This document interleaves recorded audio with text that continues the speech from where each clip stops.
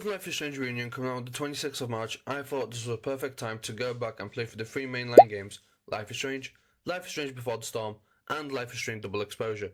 All these games take us through either the perspective of Max Caulfield or Chloe Price as we take on their adventure through Arcadia Bay.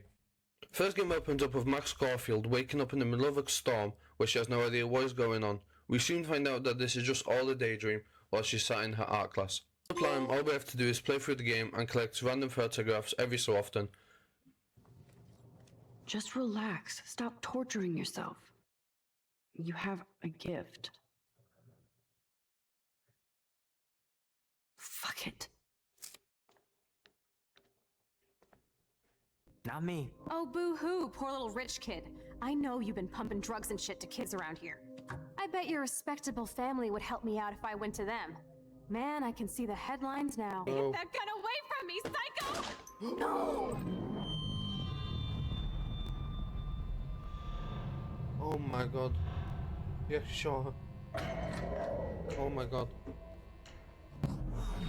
What the? This is the moment when Max finds out that she somehow has rewind powers. The game does try and explain how this happens, but she does kind of just randomly gain them.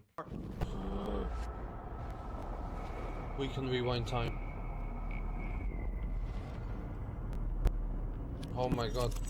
This is new to Max then tries to rewind back all the way to the bathroom in order to prevent what we soon know will be Chloe's death. Prescott is a punk ass who begs like a little girl and talks to himself. You don't know who the fuck I am or who you're messing around with. Where'd you get that? Get that gun away from me, psycho! No way. In time. Don't ever touch me Saved again, by the bell. freak!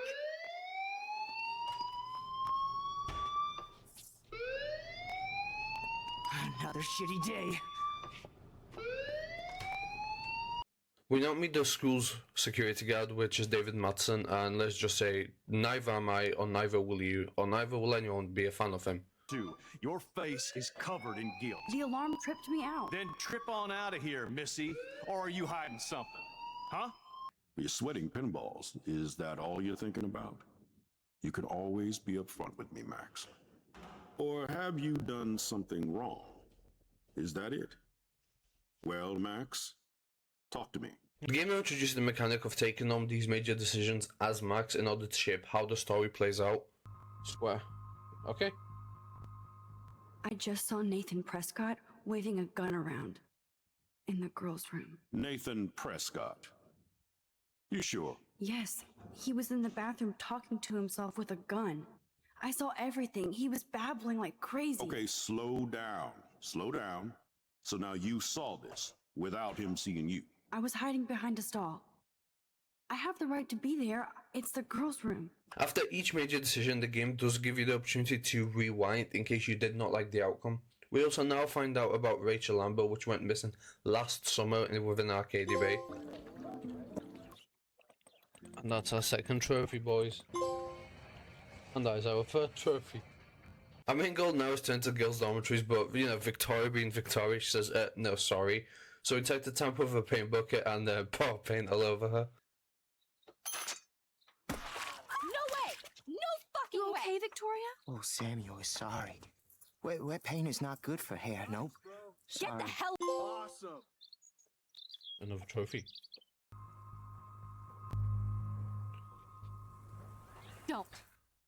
Don't say a word, Max. Oh, wait. Hold that pose. And no filter needed before I post this. Now please move. I've had a messed up day and I'm going to my room. You do that? I know where you live. So does Nathan.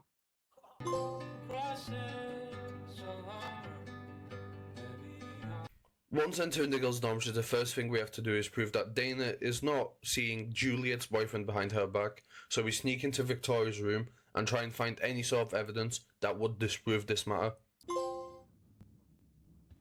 Another trophy. I think that's like 9 trophies now. But there's some evidence. That's real. Boom. This is the email I need to show Juliet. Now I have to print this fast and get the hell out of here. Hold on. I'm an asshole. I'm sorry, Dana. Must protect my precious so Max never has to chase it down again.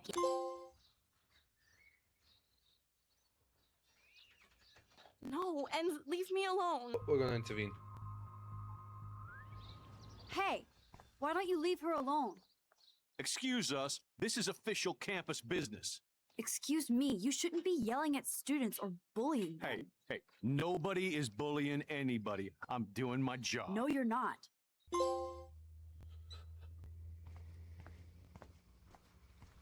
Once we help Kate with David, we then give Warren his flash drive back, and in the process, Nathan Meyer found out that we snitched on him, and well, let's just say he isn't too happy. What the fuck ever?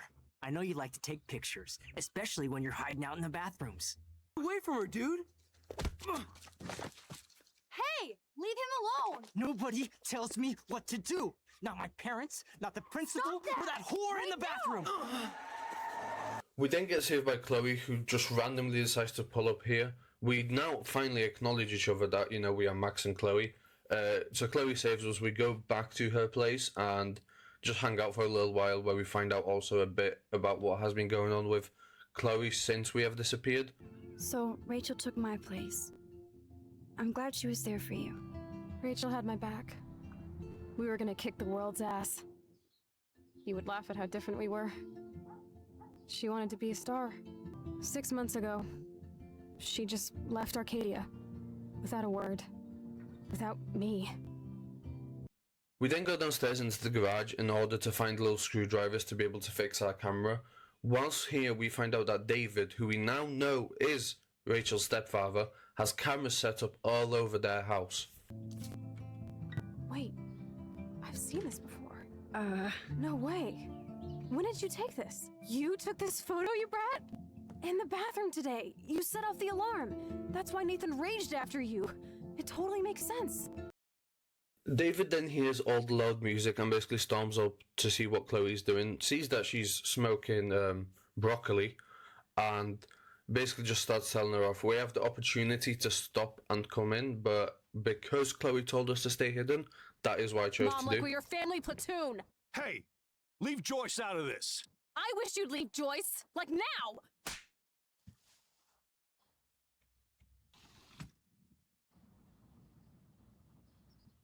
hey, you okay? Welcome to the real step douches of Arcadia Bay. I'm sorry. For what? He would have been a bigger dick if he caught you in here. That's hard to believe. Max and Chloe decide to go to the lighthouse just to hang out for a little while outside of her house.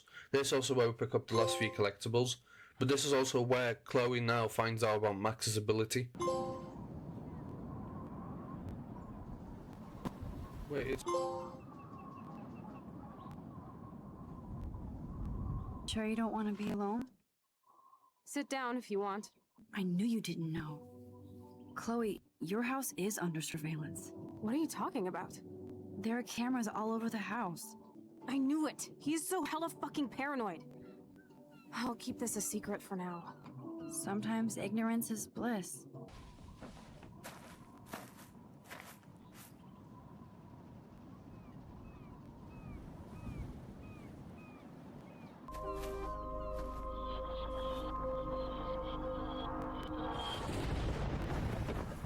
Oh no! And Not we're my back. kid!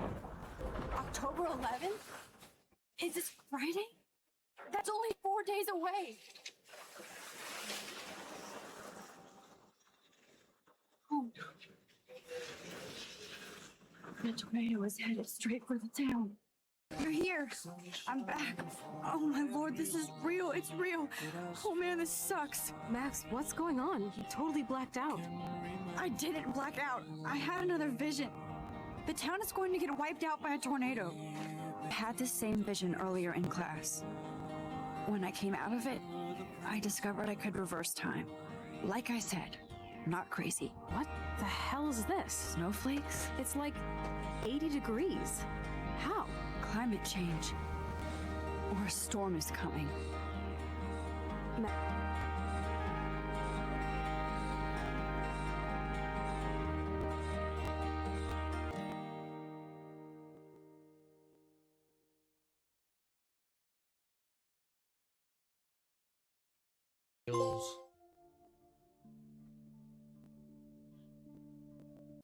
Episode 2 opens up with Max waking up inside her dormitory and then proceeding into the shower room where we speak to Kate and then hear that she's getting bullied. Fine. I'm here. Thanks again for standing up for me yesterday. I needed that. What's up, Kate? School. That's it? That video of you clubbing didn't look like homework. Victoria, that wasn't me. Oh my god, right. Don't be shy. I think it's awesome you set a tongue record on video. You're going to be sorry someday. Oh, boo-hoo. I'm sorry you're a viral slut. I'm sure she had fun. Looks like it. I know. After witnessing all of this, we go back into our own dormitory room where we see that someone, allegedly Nathan, has destroyed our entire room. We then decide to go see Kate to see how she's doing, or we have another major decision to take regarding what she has to do.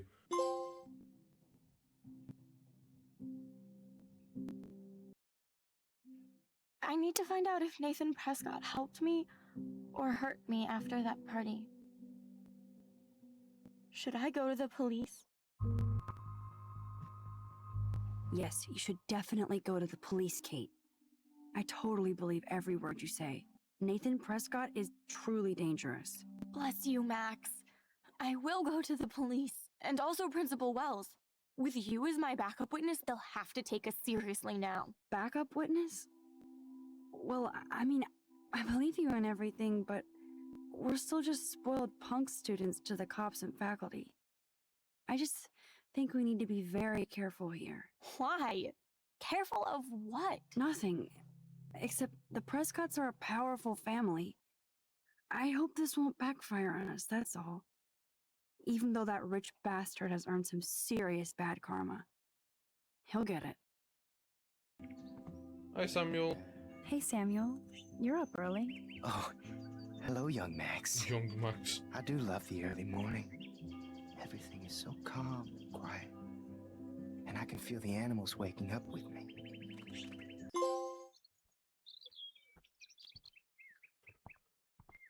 Yeah, I only put the last clip in just because Samuel sounds like such a nice guy, but this game just made him sound so creepy, which I think is so unfair. Justice for my goat, Samuel.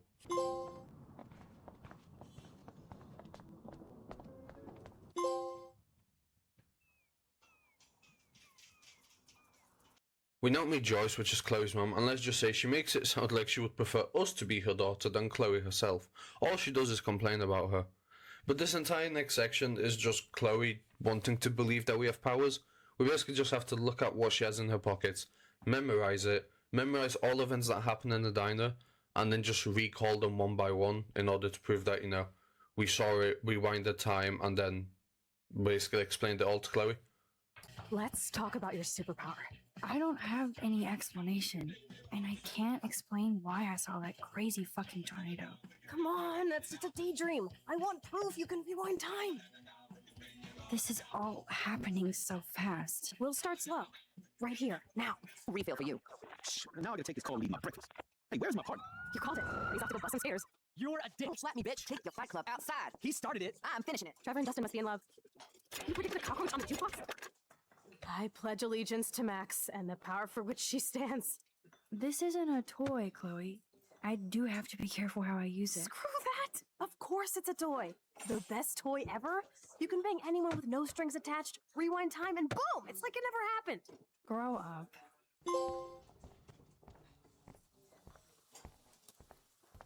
Kate Marsh from Blackwell. Big whoop. You don't call me once in 5 years and now you're all over some biatch you see every day at school? I see how you roll. So go ahead, chat up Kate Marsh from Blackwell. I've got other people to hang out with too.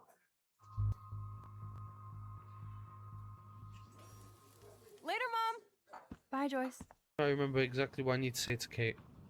You'll be fine, we'll save her. After an awkward decision regarding Kate, which by the way, I probably did make the wrong decision, we now end up in the junkyard where we have to collect 5 bottles. This is the worst part of this entire game, I'm not lying. I probably spent close to an hour trying to find all these bottles. This is awful. Whoever designed this should get fired from Square Enix.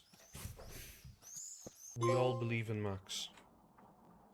In Max we have faith. After shooting all the bottles, we basically get bored and then decide to start shooting actual objects, where we shoot a car and come to almost death, in my opinion, but both Chloe and Max just seem very calm about it. Yep.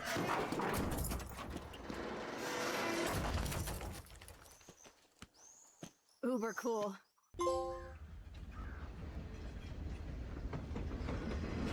We now get introduced to the character of Frank, which is Chloe's candy supplier. I'll let this entire scene play out just because it is a bit hectic. Where did you get that bracelet? A friend. It's none of your goddamn business. You're my business now. That's and Rachel's bracelet. Why the fuck are you wearing her bracelet? Calm yourself, all right? It was a gift. No, it wasn't. You stole that shit. Give it to me right now, asshole. You better step back before you regret it, girl. I mean it. You want me to cut you, bitch? Please. Please step back. You're kidding. Put that down. Shoot him. That is hilarious. Oh, man.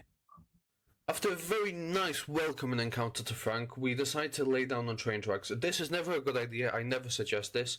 As Chloe is about to prove, this never ends well.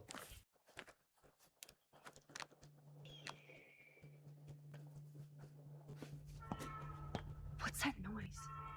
The train. Oh shit. So yeah, now because you know we are Super Max, our entire job is to try and figure out how we can save Chloe from being trapped in the train tracks.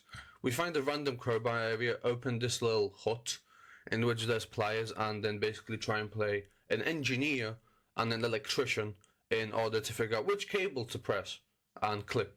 Which Pliers. wire to cut? The other.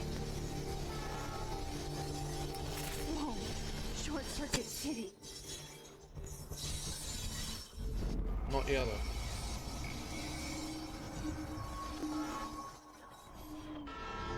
Which wire to cut? Red. Now that's the right one. Yes! I did it!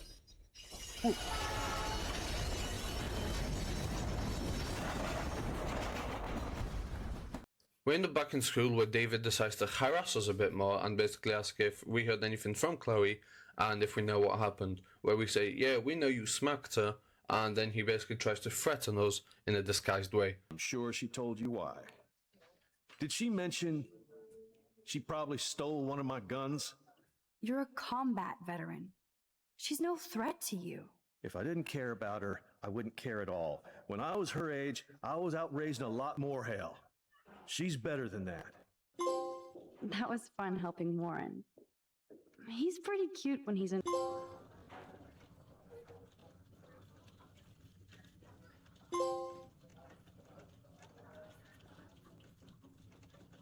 Halfway through our art class, we get disrupted by a student, and well, let's just say he has a valid reason. You're about to see why, and I'm going to let this entire thing play out. It might be a long while, but it is better if you see it than me explaining it. Who is that? Kate! No! She can't die. She can't.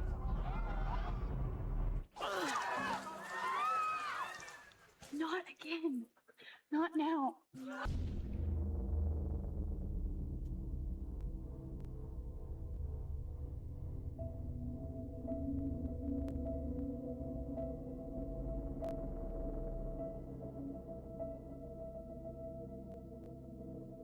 Keep going, Max.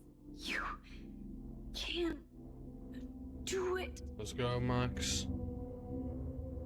Keep pushing.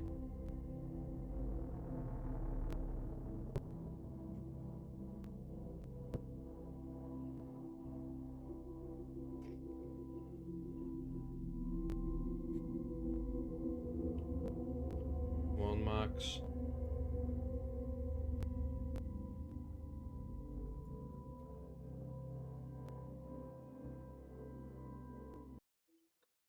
No!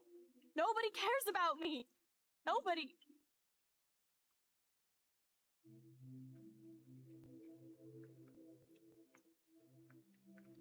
You told me about your sisters, especially the youngest one. What's her name? That's Lynn. She's only 10. She does have the best smile ever. I would hate to see her sad. Then make Lynn happy and step towards me. If she was here, you would know what to do. This isn't the end, Kate. There's no way God doesn't have big plans for you here. Nice try, Max. But God put me on this roof.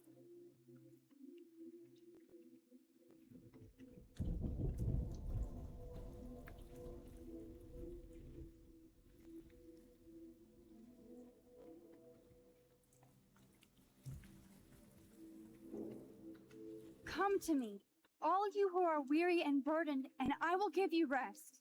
Matthew 11:28. I can't believe you quoted one of my favorite passages.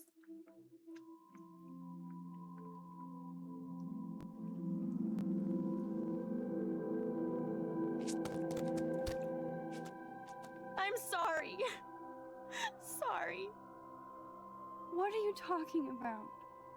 You saved me from talking in class.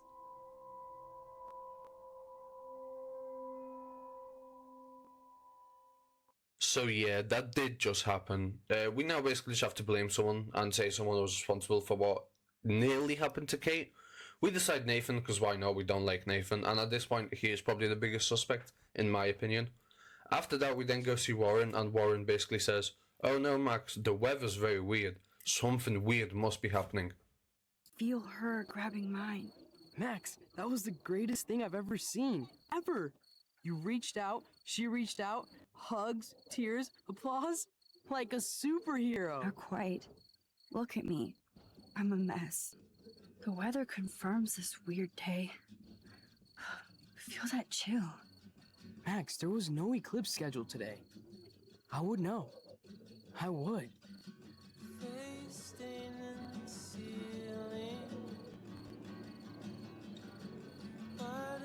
I believe you, Warren. I'll believe anything this week.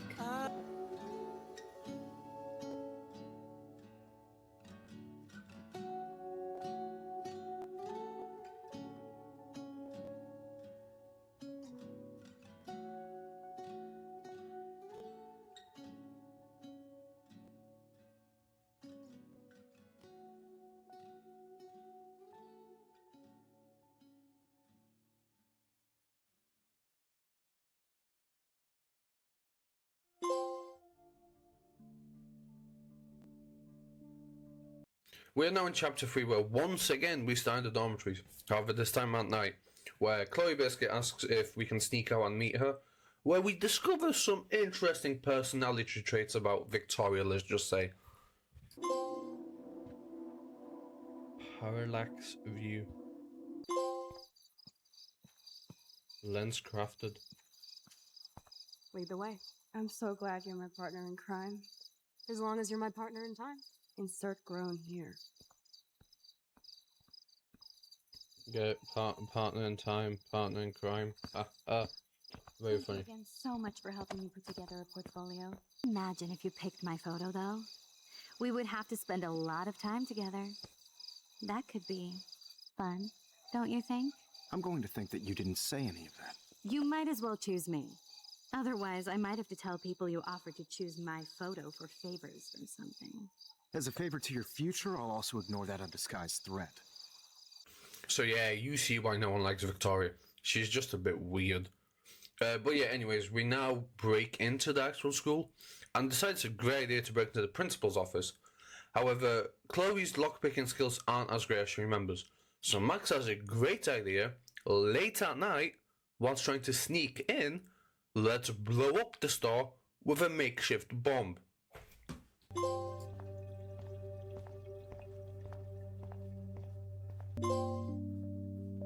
Histogrammer. No idea what that. This is so cool. Get ready to haul ass.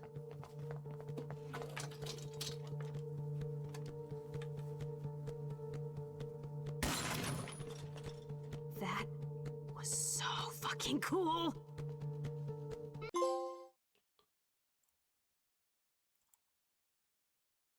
Once inside the office, our entire job is to just snoop around and see if we can find any sort of file or information that might tell us what happened to Rachel or any sort of suspicious information. It's not a drawing. Look. Rachel in the dark room. Rachel in the dark room. Oh, luck enough. Hello, what have we here? You really want to take money from the handicapped fund? So after Chloe tried to steal money for the helpless, we now decide, oh no, let's go for a swim. We then get nearly caught by the local security guard. Uh-oh, someone's here. I wonder who. Hello? Anybody there?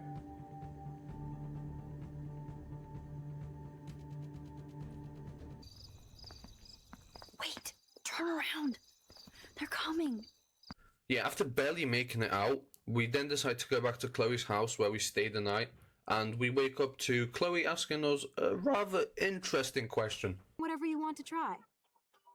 For example, I dare you to kiss me. What? I double dare you. Kiss me now. Hey.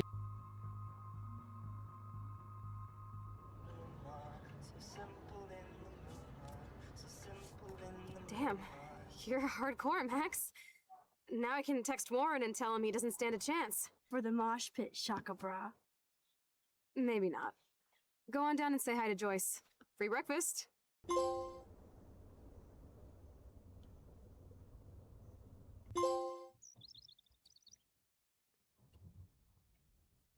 Good morning, Joyce. Rachel, I mean Max. Oh, you startled me. Well, you fit those clothes well. So after breakfast, we then get told by Chloe to, go into David's garage, snoop around, try and break into his personal computer and see if there's anything that we can find on Rachel or any sort of weird activity. Again. Whoa, spoiler alert. Rachel Spoilers? definitely hooked up with Frank. But why does David care? Instead of stalking Kate, David could have helped her. You're a bully, David. I saw you harass Kate Marsh when she was going through hell. You could have totally helped her. Everybody at Blackwell is a suspect to you, except for Nathan Prescott. We then try and figure out how to break into Frank's RV in order to get his clientele information. To see once again if he has any information about Rachel. All we're doing is gathering information about Rachel. So we then decide to basically speak to a cop, gather information, use that information against Frank, then speak to Nathan, get information regarding that, speak to the cop. We basically just speak to three people, go back and forth a little bit, and then Frank just kind of gives us his keys. Make you cool or tough. I'm glad you're representing Blackwell Academy. Nice outfit. By the way, thanks for getting me fucking expelled, you twee bitch. Besides, you don't want a leash. You want these keys right here. Look at your eyes dilate. You're worse than a junkie, Max. But no fix for you.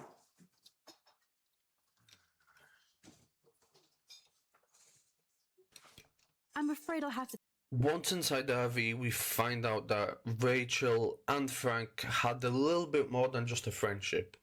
They seem to get along with each other a little too well, which Chloe just doesn't like, and she kind of throws a massive tantrum, which Max then decides to rewrite her entire life by a new ability that we unlock where we can look into a picture, focus on it, and go back into the timeline of that picture.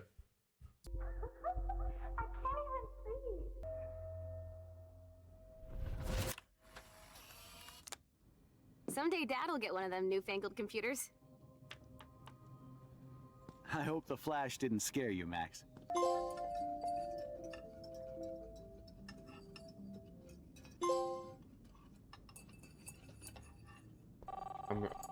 So now that we are in the timeline where William, which is Chloe's actual dad, doesn't die or is about to die, we take his car keys, yeet him outside the window, and basically tell him to take a bus instead in the hopes this prevents his death, which, don't get me wrong, it does, but as every decision has a butterfly effect, so does this one. Electronics. You can take the bus, right? The stop is right down the street. This I can do. Good call, Max. Oh, yeah, the bus is great. It comes every 15 minutes, and there'll be plenty of room for you and Joyce and groceries, and it'll save the environment. You sold me already. I'm off to yonder bus stop. Joyce will love this.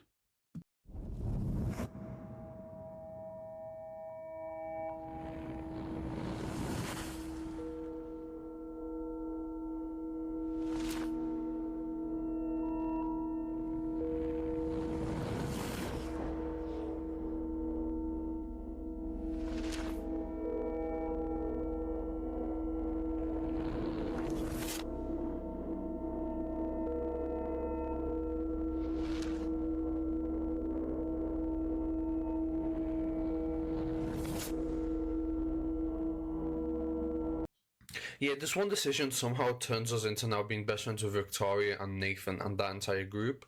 We also then go back to Chloe's house to see how Chloe is now doing and what has changed. Don't get me wrong, we do get greeted with William, and it's all nice and happy until we see what you're about to see. Taking a break after taking Seattle by storm, huh? We thought we'd never see you again after you left for the big city. No. I'd never do that to Chloe. Speaking of, I know she's been dying to see you. Hold on.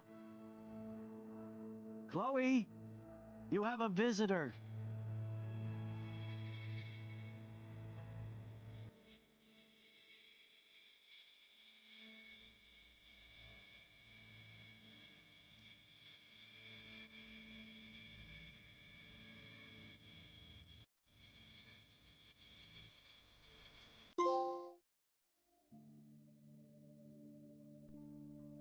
Yeah, so even though William never got into a car crash, Chloe did, and she is now disabled and basically just living on a machine for the rest of her life.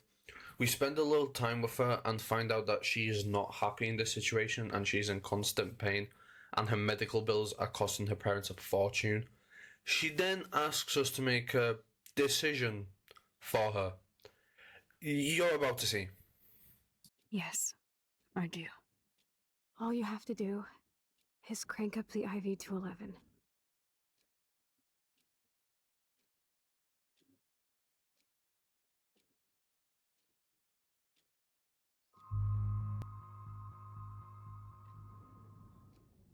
Chloe. I'll just drift asleep, dreaming of us here together. Forever.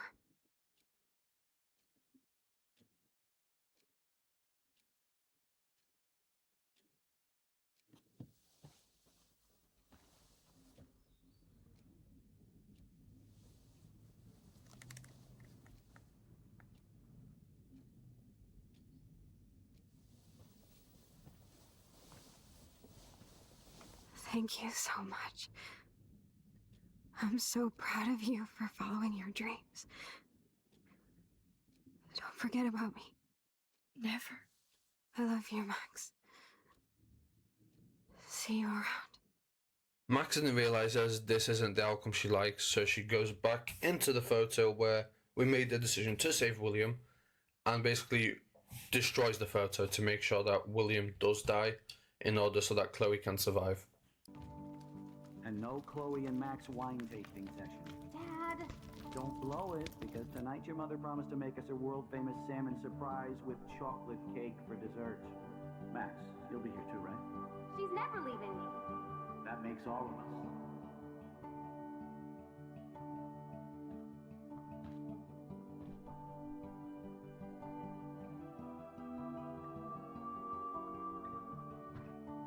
Max, you're being so fucking strange.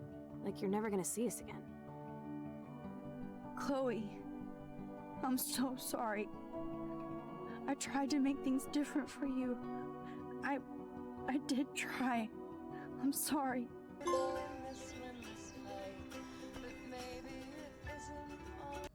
You won this battle, Max. You broke up my family. I salute you. David, I didn't try to hurt you. Ever. But I won't let anybody hurt Chloe.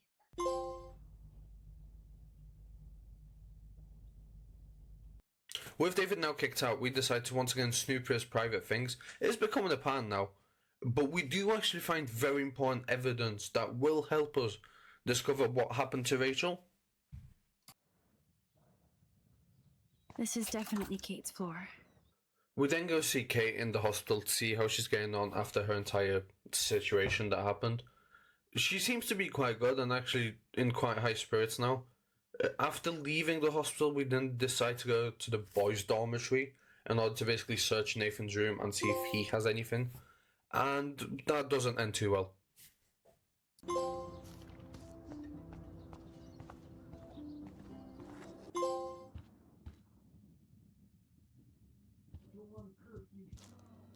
Oh yes, little phone. You are mine now. You're such a nosy bitch, Max! Stop right there, Nathan. Make me, ho!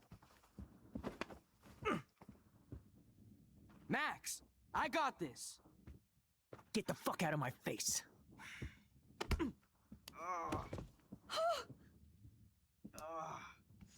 You are so fucking dead! Get off me, bro!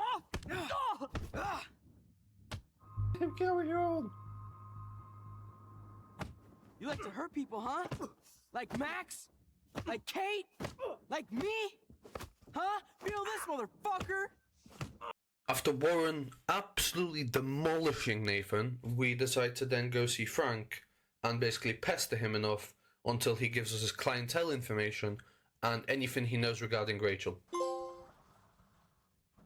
It blows my mind that I was just... Help us find her, Frank. Please. We really need your client list.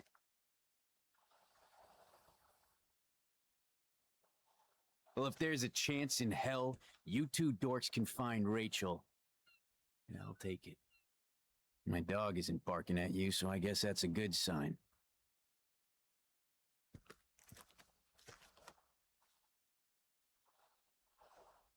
Thank you. Yeah, thanks, Frank. Seriously. It's hard to take you characters seriously, but I want to. Good luck. After now having Nathan's phone, David's evidence, and Frank's clientele list, we turn into Detective Max, try and put all this information together. We find an address, but the address doesn't seem to be right.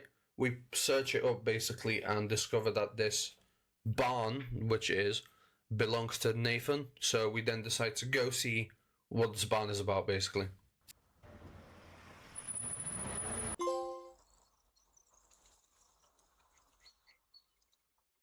Once inside the barn, we discover a secret hidden hatch, which you know is always a good sign.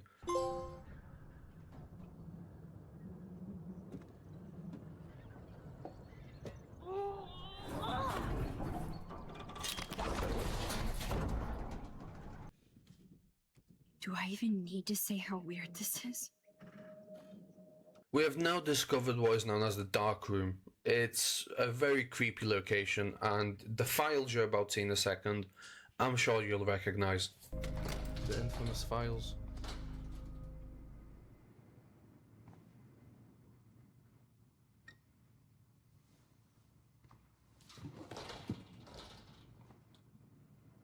Come on, let's see what this shit is all about. We are. Okay. A binder marked Victoria, but it's empty. Look, the next one says Kate. Oh no, Kate. No. God, I should have killed that bastard back there. Kate wasn't the first. All those binders are filled with other victims. Victoria has to be next. Nathan must be planning to dose her tonight at the Vortex Club party. Rachel. This can't be real. These are all post shots, right? Right? Chloe, look at her face.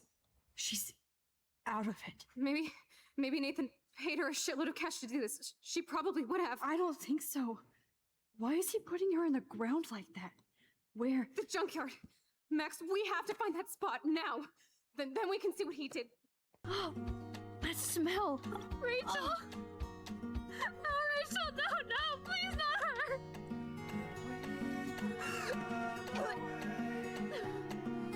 We now unfortunately find out that Rachel is in fact dead. Chloe doesn't really know how to take this and just basically says, you know what, Nathan, come here, I'm killing you. Simply enough. Warren then decides to stop us for a random photo. This is a very key moment. Whilst in the darkroom we found out that Victoria is going to be the next victim and we have the option to try and warn her. I do the right thing in my opinion, but you know, Victoria being Victoria doesn't care. Your life is in serious danger. I know you're close to Nathan, but he is truly unstable and dangerous. He did drug Kate at the party so he could take her someplace dark. Oh my god. And I'm the drama queen? Touche. But I am not fucking around.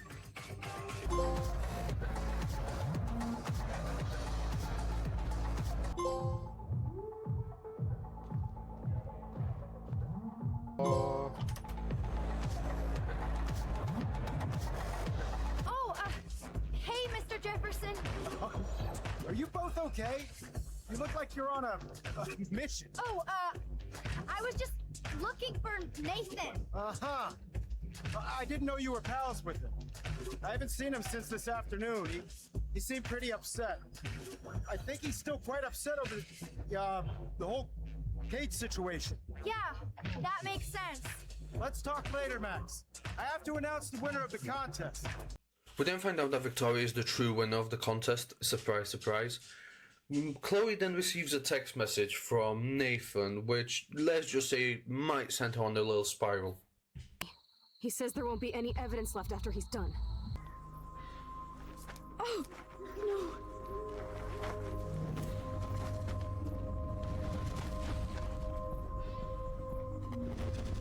Chloe! Look out! What the fuck?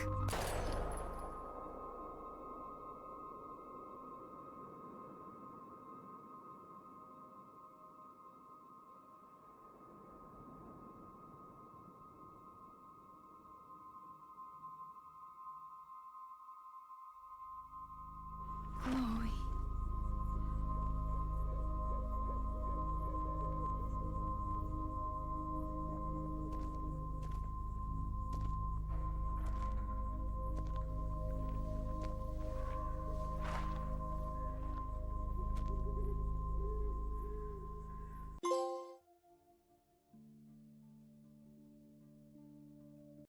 Yeah, it turns out Mark Jefferson was the actual true monster behind all of this entire time, and Nathan was just a poor guy, which we blamed everything on. This angle highlights your purity. See, the slightly unconscious model is often the most open and honest. No vanity or posing, just pure expression. Oh, Christ. Look at that perfect face.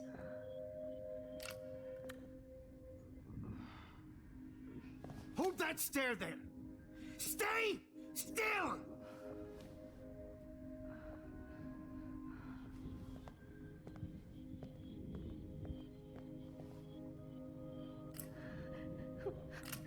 Oh, Max! You fucked up my shot! But please don't worry. We have all the time in the world. For now, I knew you were special the second I saw your first selfie. Yes, I still hate that word. But I love the purity of your own image. Not like Rachel, who was always looking in the wrong places. Poor Rachel. Wait. Let me try this angle.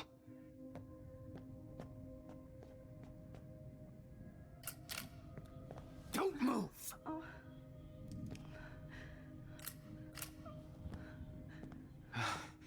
Much better. Thanks, Max.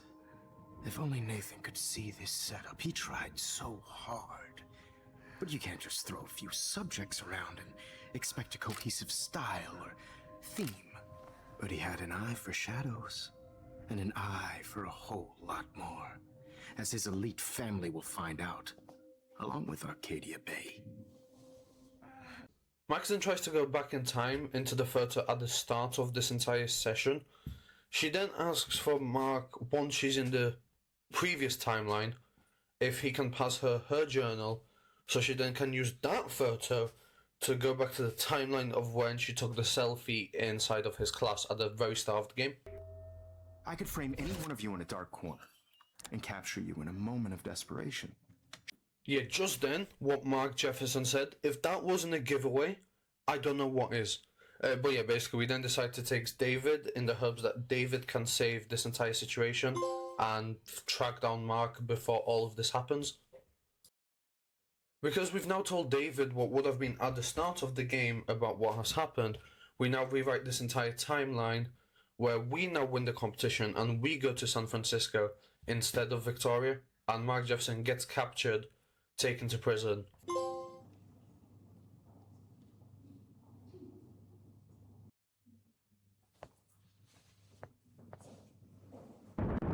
Max basically gets a flashback of the storm happening, so she then decides to call Chloe to double check that she's okay, but it turns out the storm still happened. Chloe and the entire Arcadia base are about to get ripped to shreds, so Max decides, let's rewind once again, which clearly is working well so far, to the time she took the photo which won her the competition, and destroyed that photo so that she can't win the competition, meaning Victoria then wins the competition, meaning we basically go back to the original timeline once again. Sorry, San Francisco.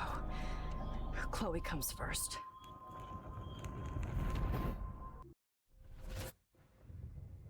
Oh, fuck. God, no. I'm back here again? I thought I fixed everything. What did you say, Max? What? Jefferson should be in jail, not here. Jesus. It's like you're back in my class. You're still spacing out.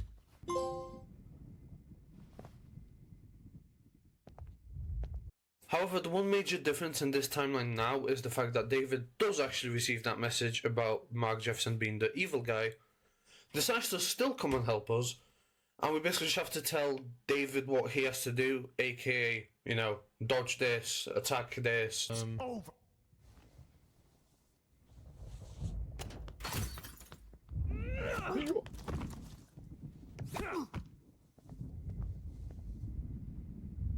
Oh, Lord, Max. Are you okay? Are you all right? Can you move? Yes. Thank you, David. Thank you. Save Chloe. He burned everything, including all of my photos. Warren! Yes! I can use that picture he took of us. We then have to decide if to tell David that Chloe's dead, and let's just say I chose to be honest, and he kind of spiraled out of control. David, Chloe is dead. This isn't happening. You can't. No, God. Not Chloe. Max, are you sure? Are you? Yes, I saw her. I saw a Jefferson killer in the junkyard last night. Last night? When I was feeling sorry for myself in my hotel room? I promised Joyce that I would protect her and Chloe. How can I face her and explain this? I never even told Chloe that I... God damn it!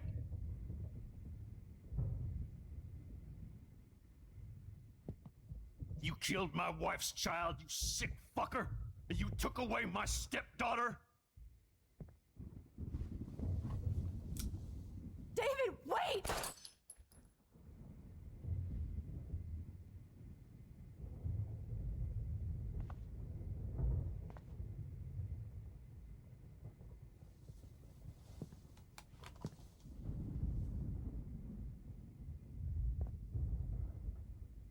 Max,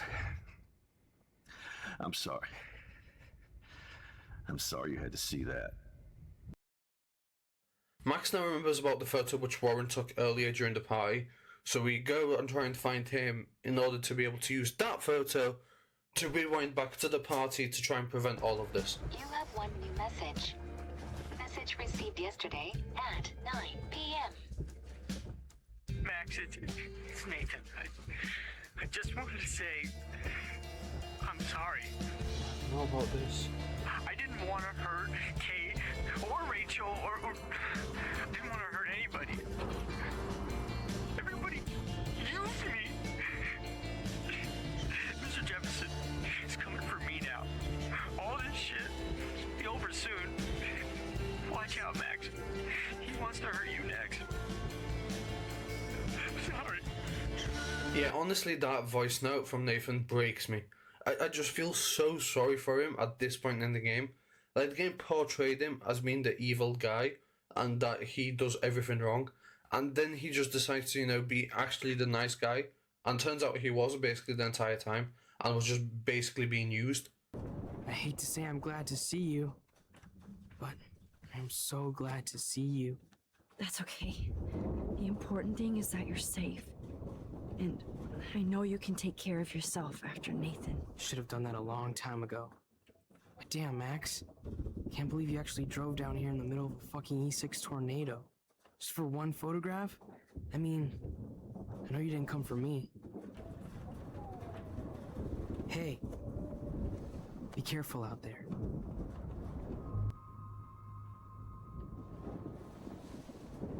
For luck.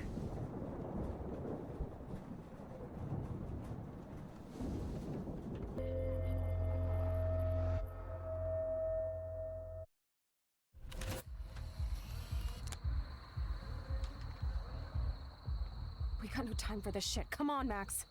Fine, Max. I'm listening. Chloe, you can't go in that party. You're gonna die if you do. You used your powers, right? And you fucked around with time and I died. Not like that. You're supposed to back me up. So there's no way that punk-ass bitch Nathan Prescott is taking me down. You're right, he won't. Mark Jefferson killed you. And others. Jefferson, the art teacher? That's bullshit. Nathan is the fucking serial killer. We saw the proof. Now, excuse me, I'm going to that party to make sure he never hurts anybody again. Are you coming? I'm sorry, but this woman knows I have superpowers. She knows I can go back in time. So therefore, me saying, hey look, we messed up, I went back, I'm here now, I can tell you what happened. She's like, nah, I'm right, let's go mess up Nathan still. Like, huh? We're now back in the middle of the storm, and Max gets the worst headache and nosebleed she ever had, and basically passes out and starts experiencing different timelines. Now, can you give me an example of a photographer who perfectly this is captured the messed human up. condition in black and white? Am I stuck in a time loop? Anybody? Bueller? Diane Arbus. Be calm There and you go, don't Victoria. freak out. Why Arbus? Yet. Because of her images of hopeless faces. You feel like totally haunted by the eyes of those sad mothers and children. Yeah, that's She weird. saw humanity as tortured, right? What's going on? And frankly, it's bullshit. Nobody even cares? Keep that to yourself. Don't believe it. Ooh. Spoopy poopy. 218.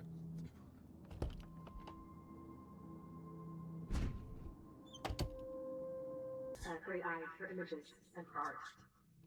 Plus, she's a smartass like you. I'm glad you're here.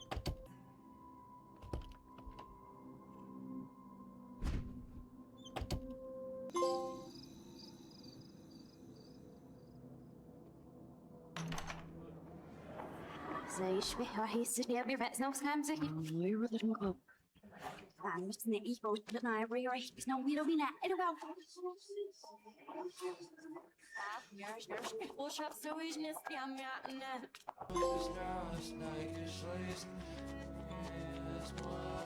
Yeah, everything was just backwards and all over the place. But we now end up in a maze where we are being hunted by Mark Jefferson, David, Warren, Frank, basically everyone who we've encountered this game is now trying to hunt for us.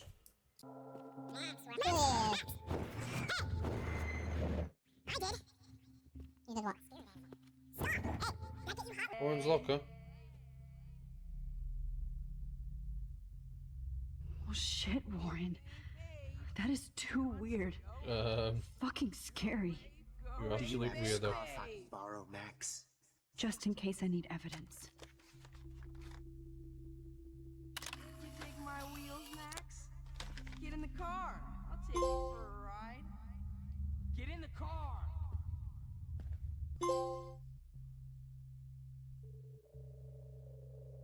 After escaping from everyone, we decide to sit on this bench next to a lighthouse, which turns out to be inside of a snow globe, inside the past, where William was still alive. Honestly, this entire sequence is all over the place, and it's just one mind-confusing scenario. We then end up back in the dark room, but this time Chloe is jumping through different scenarios and personalities with everyone. I honestly don't know what the hell's going on. All the timelines are just crashing together, basically. That's all I can tell you. Why did you get rewind powers? You don't even know how to use them. Rachel's dead and you're still alive. Life is so unfair. I wish you would have never come back to Arcadia Bay. You're the real Storm. We now end up back at the diner where Max speaks to Max. It's meant to be like good Max versus evil Max. And they basically just discuss that Max has been abusing her power. Because, I mean, she's right.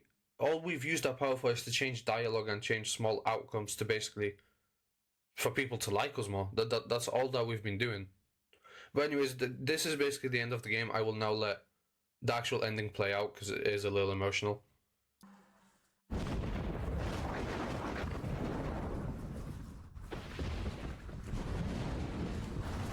Max!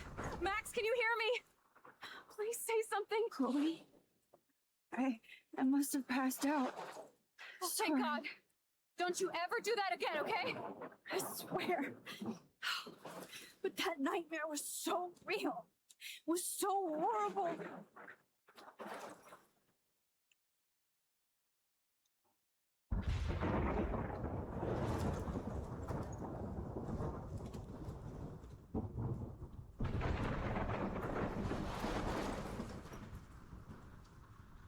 This is my storm. I caused this. I caused all of this. I changed fate and destiny so much that I actually did alter the course of everything. All I really created was just death and destruction. Fuck all that, okay? You were given a power. You didn't ask for it. And you saved me. Which had to happen. All of this did. Except for what happened to Rachel. But without your power, we wouldn't have found her. Okay, so you're not the goddamn Time Master, but you're Maxine Caulfield. And you're amazing.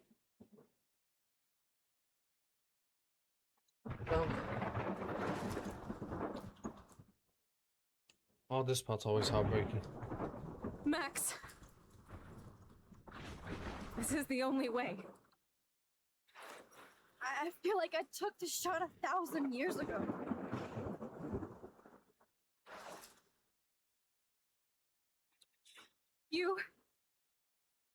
You could use that photo to change everything right back to when you took that picture. All that would take is for me to Fuck that. No way. You are my #1 priority now. You are all that matters to me. I know. You prove that over and over again. Even though I don't deserve it. I'm so selfish. Not like my mom. Look what she had to give up and live through. And she did. She deserves so much more than to be killed by a storm in a fucking diner. Even my stepfather deserves her alive. There's so many more people in Arcadia Bay who should live. Way more than me. Don't say that. I won't trade you. You're not trading me. Maybe you've just been delaying my real destiny. Look at how many times I've almost died or actually died around you. Look at what's happened in Arcadia Bay ever since you first saved me. I know I've been selfish, but for once, I think I should accept my fate. Our fate, Chloe. Max, you finally came back to me this week, and you did nothing but show me your love and friendship. You made me smile and laugh like I haven't done in years. Wherever I end up after this, in whatever reality, all those moments between us were real, and they'll always be ours. No matter what you choose, I know you'll make the right decision. Chloe, I can't make this choice. No, Max. You're the only one who can.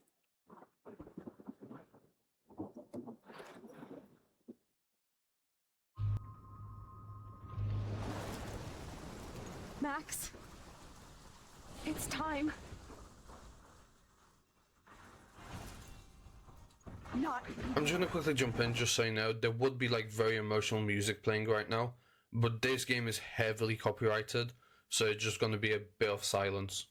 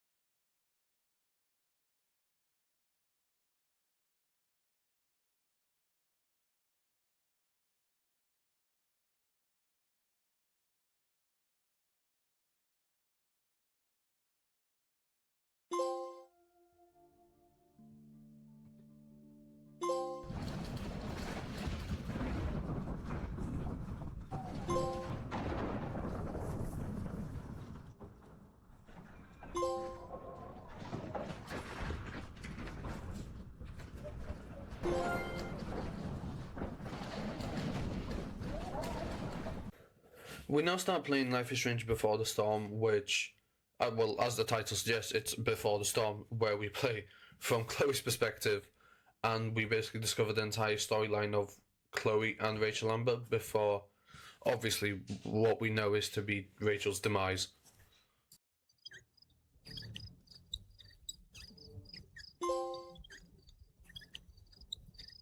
Definitely, absolutely. In this game, Chloe's ability is the fact that she basically just talks enough rubbish where she gets someone so annoyed that they'll do whatever she wants. She basically just rage baits everyone. Evil Eye.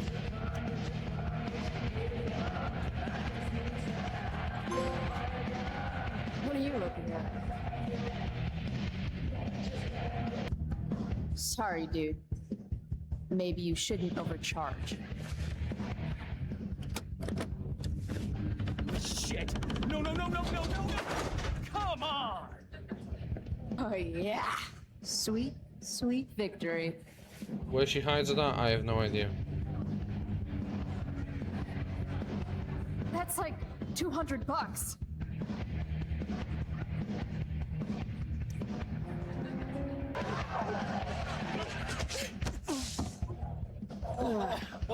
Fuck.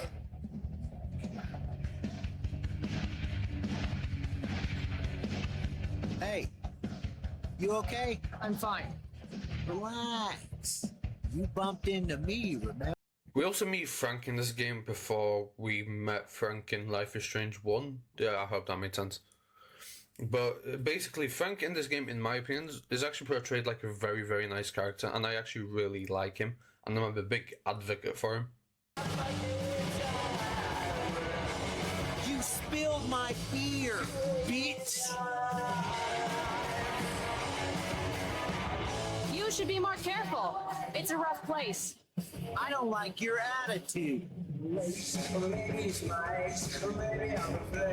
Well, poo.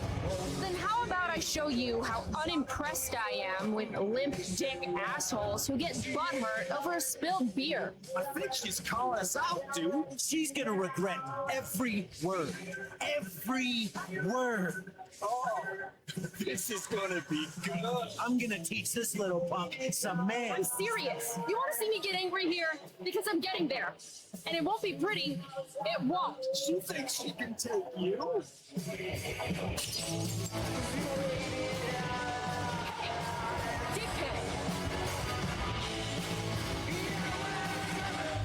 Yeah, Rachel ends up saving us here, but, you know, it's Chloe. We don't go down with our fight. So we decide to smack this guy, and then basically run for our life, in the hopes that they don't catch us. Come on. Hurry up.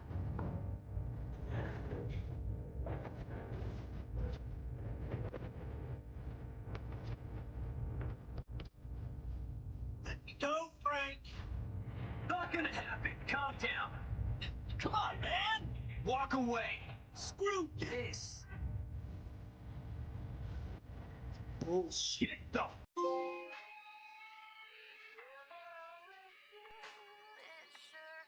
We end up back at home, and we end up finding our phone behind the toilet, you know, as you do. We then go downstairs to speak to Joyce, and I actually really don't like the interactions between Joyce and Chloe in this game. I just think Chloe generally is like a very bad teenager that is just going through so much emotional stuff. I know what time you came home last night. And don't think you can get out of school just because you missed the bus again. Why would you assume that? Who do you think your principal calls when you skip? Do you think I enjoy lying for you, saying you're sick just so you don't get expelled?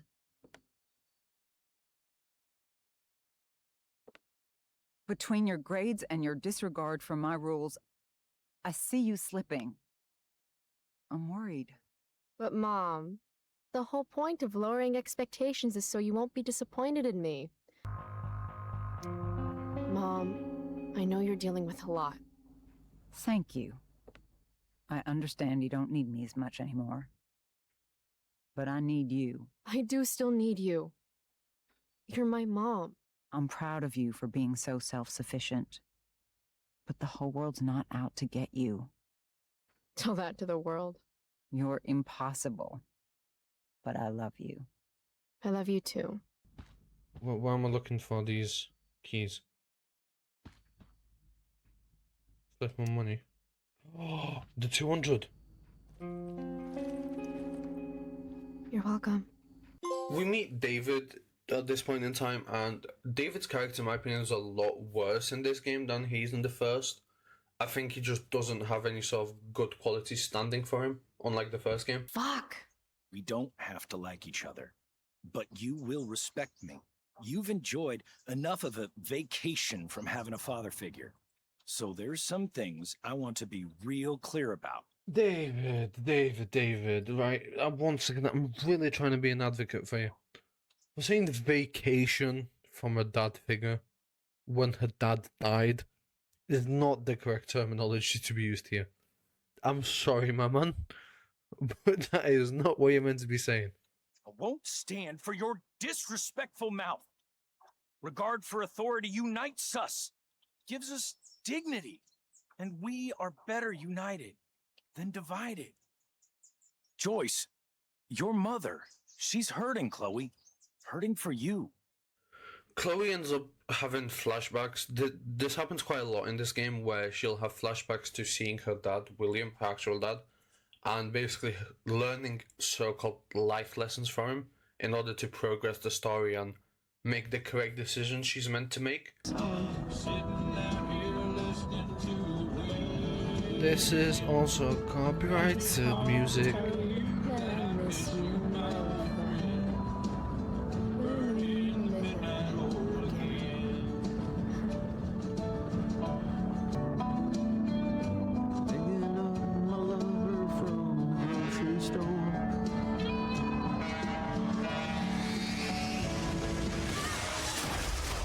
Ladies and gentlemen, Principal Wells.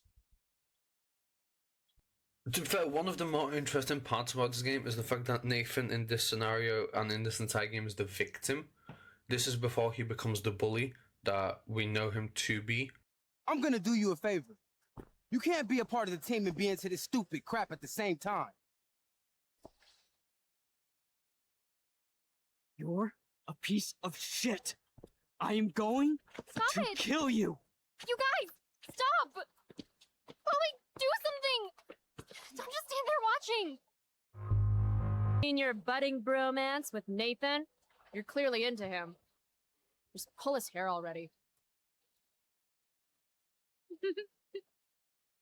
Did you just laugh? I did. Chloe just owned you. Shut the fuck up, fresh meat. You shut the fuck up.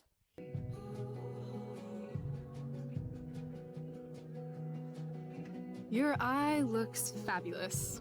Where'd you get it done? What? Just kidding. That asshole really clocked you. Saved my life. Get some ink. Rachel then has this great idea to go onto a train on a little adventure instead of being at school, where we basically just have a massive bonding session with each other. That's basically all that happened through this entire time. Surprised, Chloe. If one day I'm just out of here, let me know if you need an accomplice. Check it out. We're here. Did you say jump? Jump! Fuck it! We now end up in some random national park where Rachel's idea is to play a game where they have to spy on someone and narrate what they're doing. Like, come on, who on earth would watch someone and narrate what they're doing? Like, that's just so stupid. Stop sextanting the interns. No matter how fast I go, I'll never outwalk this wedgie. Nature's Wi-Fi sucks. Maybe there's a school royal family around here with broadband. If only I can guess their password. We love nuts, 69. Dingoes ate our babies, 13. And the Lord saith, Thou shalt make a burnt offering of your firstborn son. Who are you talking to, Dad? No one, son. Now, lean into the grill and see if the fire started. Further. Further. Oh, sorry. Didn't mean to hog the viewfinder.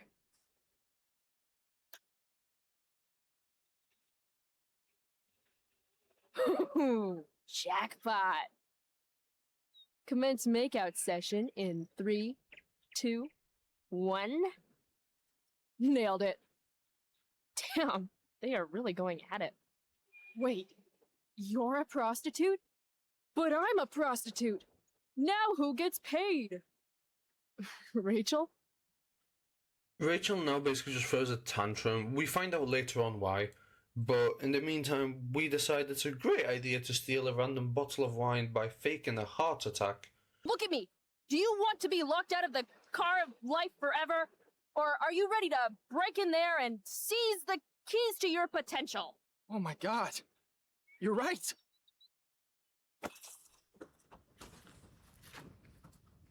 Hey, wow! I'm all better now. You saved my life. From the bottom of my heart, thank you. We then end up at the famous junkyard where Rachel decides to basically just be an arse to Chloe, even though Chloe's just trying to express her true feelings to her, basically. That's all that's happening. I really don't like Rachel at this part of the game. Home run! That was Can I the see- most pathetic hit ever. Sure. I asked you to leave me alone. Are you kidding me? I know you're the school princess and all, With the DA daddy and the perfect grades and all the perfect little Victoria chases kissing your perfect ass. But seriously? Fuck you. Great. I'm leaving. See you around, Chloe. You can't leave! Watch me. Rachel, wait! Don't go!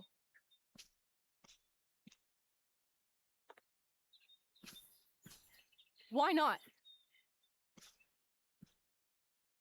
Because I don't want to ruin this the way I ruin everything else in my life. And what is this exactly? I mean, fuck. Are you actually going to make me say it? Say what? Exactly. You know, like a friendship. But more. Ah. I know. Weird, right? It's just today was the best day I've had since my dad died. And when I almost ruined it just now, the way I ruin everything, it made me realize whatever's going on between us is special. Come on, say something. Chloe, you know what? Forget it. This was really stupid. I mean, you're Rachel Amber, and I'm Chloe Price. It's not that. It's just hard right now.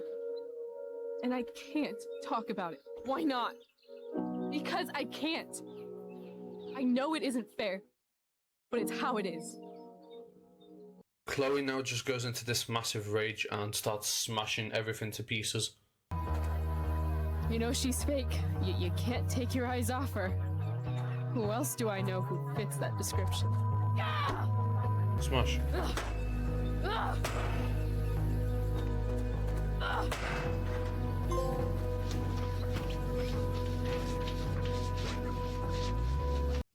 Chloe then finds her dad's car and basically just has a massive emotional breakdown where she once again has one of those flashbacks where she basically seeks guidance of her dad. I just called to tell you that I miss you, my old friend. Why are you crying, sweetheart?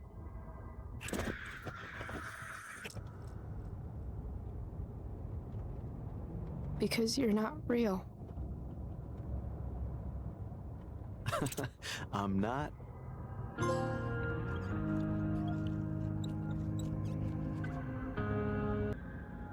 Gotta say, that was some fight. A lover's quarrel, you might say? She nearly took your head off. She did. She nearly did take my head off.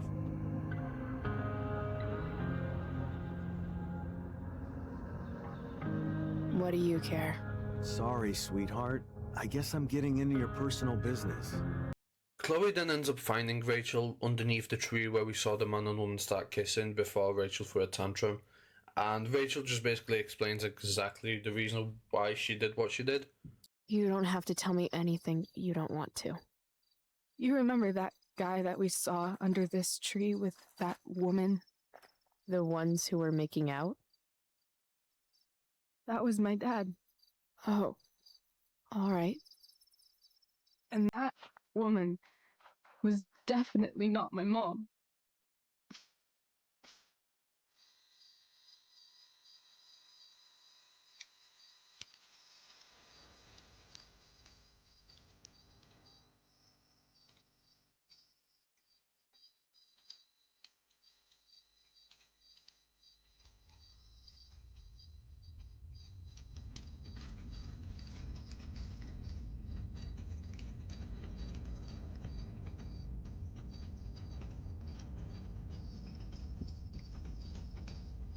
Come on.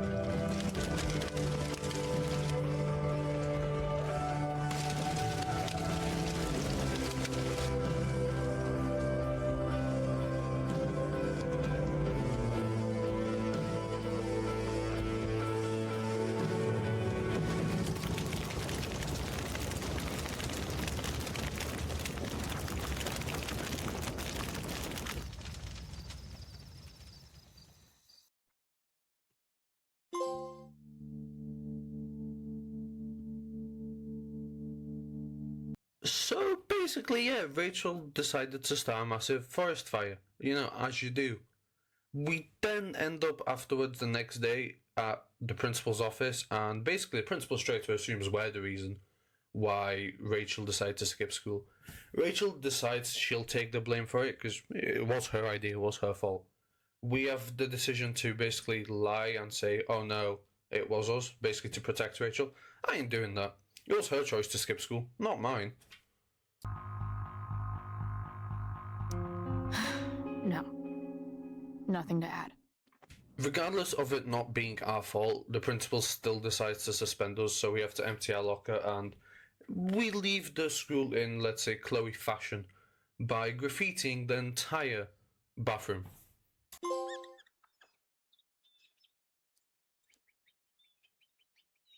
Yeah, we now get told off for basically being suspended, apparently being a rebel, and just like being disrespectful in general. And David thinks it's a great idea to basically tell us to empty our pockets. I happily do this just because I know this will make him look like a fool later on.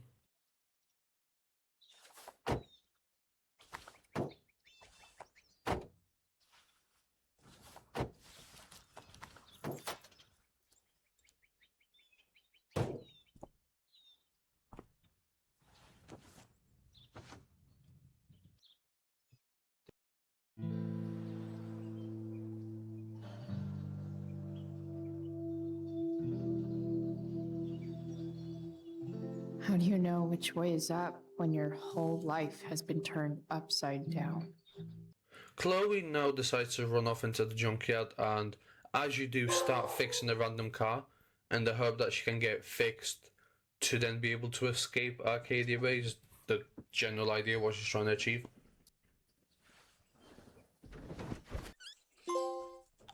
The eye sees all. Chloe ends up falling asleep in this entire process and probably has the most traumatizing flashback in this entire game. Amazing, isn't it? I can't look away. Sure. Don't pretend you're not mesmerized too.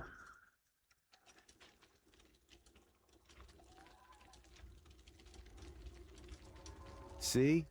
You're so drawn to it, you don't even realize the danger. Danger? Fire blinds us, just like darkness.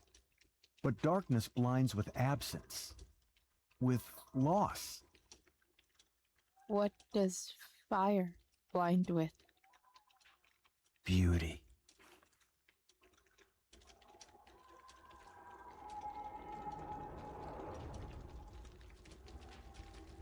But sometimes, there's a greater beauty yet to come. Incredible. Fire is jealous, Chloe. It wants all the beauty for itself. That's why you need to be careful. Careful of what?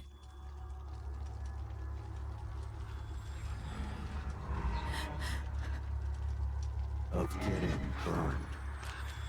Rachel ends up finding us falling asleep with a cigarette lit up and, you know, decides to tell us off because that's dangerous and can start a fire. Even though literally last episode she decided to start an entire forest fire just because her dad is basically cheating on her mum.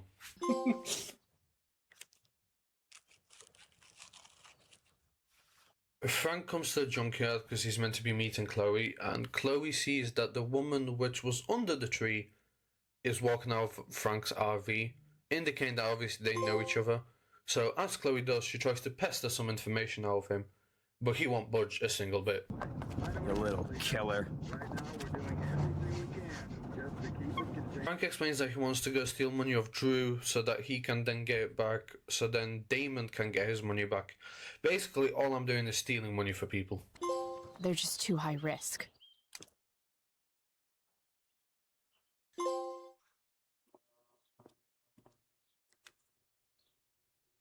We end up stealing a set of keys off Samuel in order to be able to enter the dorm. We then go into Drew's room and search his entire room whilst he's gone to try and figure out where this hidden money is located. I'm kind of. Unfortunately, once trying to leave, we get stopped by Drew and his brother because they're both trying to escape from Damon, who is after his money. So basically, the guy who we're stealing money from, he just decided to come and get his own money. So I don't know why we're here. Damon, you shouldn't have come here. School's not the place for this. Really? Where is the place to collect my fucking money? Shit. I told you, I don't have it. Sales are down, man. Nobody wants to get high right now. But look, it's spring season. We just started two-a-days. Those are gonna kill us. I'll be able to sell all the oxy you've got. Drew, you owe me $1,000. Where is it? I said I don't have it right now. I heard about your dad's job, by the way. Tough times. Yeah. Bet $1,000 would mean a lot to him right now. Where's my money, Drew? I don't know what you expect me to do. I can't just make money appear out of thin air. I want my fucking money! You don't have to hit me, man. I'm gonna... Where is it? Please, just give me 1 week. You're just going to lie there? I thought football players were supposed to be tough. Sorry to have to do this, kid. No one steals from me. No one. Fuck!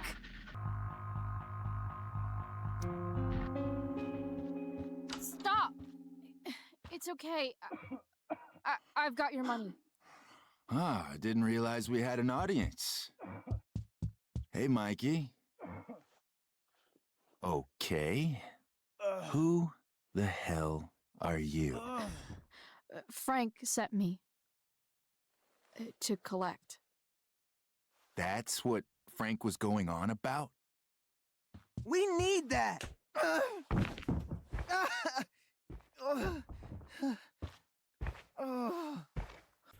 Yeah, he ends up getting his arm broken, and basically Damon says, "Oh yeah, thank you very much for my money." Drew and Mikey both complained that we helped him, which honestly, I don't know. We now go check on Victoria because when Chloe got expelled from school, Rachel got suspended from being in the play, and Victoria took over her main position, so we went to see how she's doing. However, just because we're such good friends, we end up spiking Victoria so that Rachel can be back in the play. With Victoria suspiciously passing out, Rachel now takes her place. However, turns out another cast member is running late, and therefore they need someone to fill in her shoes. And Rachel has the bright idea that that should be me. However, I must say, we put on a performance of a lifetime.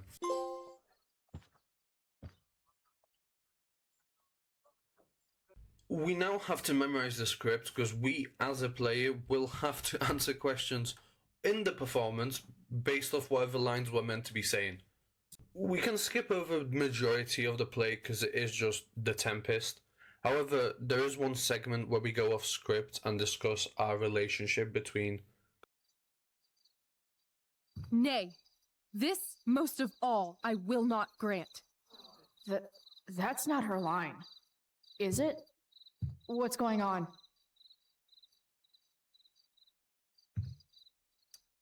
But thou assured my freedom, didn't thou? I never said how dearly I hold thee. My habit's been to keep my soul well draped. Most loyal spirit, companion, and friend, is acting in my service not replete with excitement, amusement, and delight? Of course, mistress. Most truly, it is so. Mr. Key, they're way off script. It's magical. Then why, I pray you, wish you to be free?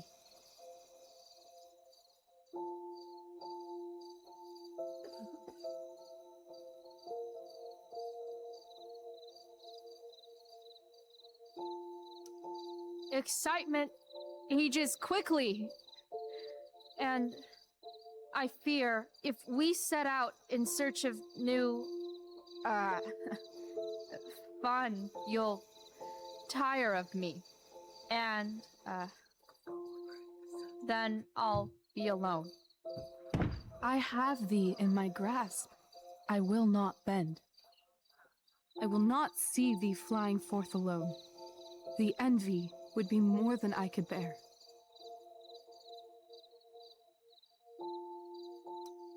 So come with me. Is that not in thy power? Spirit, take my hands. Most faithful friend, for but a little longer I beseech. Continue in thy service to my schemes, and when they are complete, I swear to thee, we shall fly beyond this isle. The corners of the world are mere prologue. I'll seek to make thy happiness so great that e'en the name of liberty's forgot. What sayest thou to my most hopeful wish?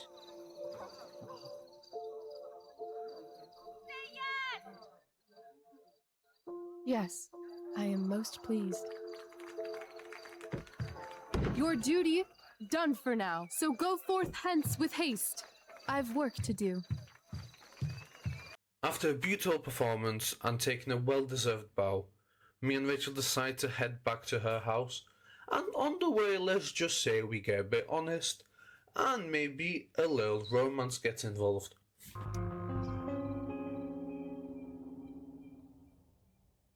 How about, oh.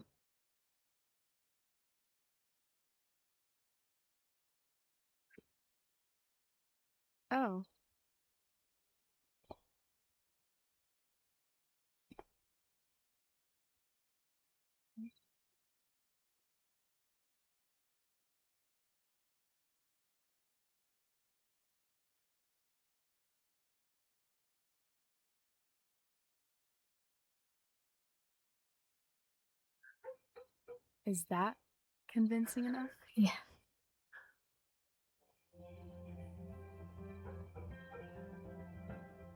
Once in Rachel's house, we do try and sneak past without being noticed. However, her dad does come down the stairs whilst we're trying to go up the stairs. So we end up having to stay for dinner and pretend to be one big happy family. However, the part which I don't get is, why do I have to set up the entire table? They basically get Chloe to set up the entire dinner whilst her mum cooks it. That just makes no sense to me. I'm the guest here. Family's not merely a gift, it is a responsibility. As such, those we love must be cared for, and never, ever taken for granted.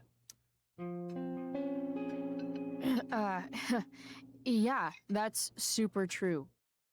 And also remember, Rachel, that even when shit's like the lamest ever, you can always run away from whatever's bothering you. As long as you just keep calm. An interesting philosophy, Chloe. Yes, indeed. Not one that I would endorse, however. I favor confronting my problems head on. But to each their own, I suppose. Oh, fucking blow me. You lying, cheating piece of shit, motherfucker. Excuse me? We saw you yesterday at the Overlook. James? Kissing that woman. James. Rachel? Honey, whatever you saw or think you saw, I know it's hard, but I need you to trust me. No offense, Mr. Amber, but I think we trust our eyes more than you. That's enough! You are not welcome here or around my daughter any longer. I know exactly what kind of person you are from the moment I saw you, and I let my wife's compassion get the better of me. Oh? What kind of person is that? A delinquent. A broken girl from a broken home. That's enough, James. I will not have you continue to speak to her like this.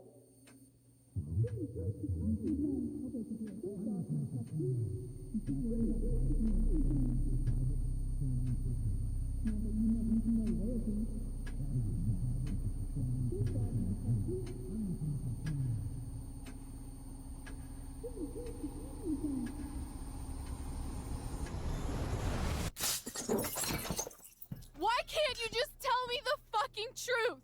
Stop lying. Stop being a politician for one fucking minute. Can't you just be my dad? Rachel, that woman you saw, that wasn't my mistress. That was your mother.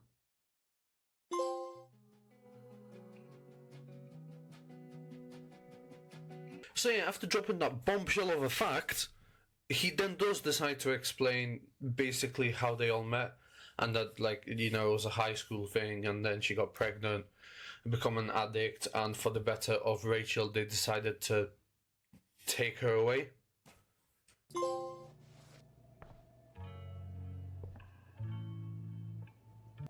That's the one.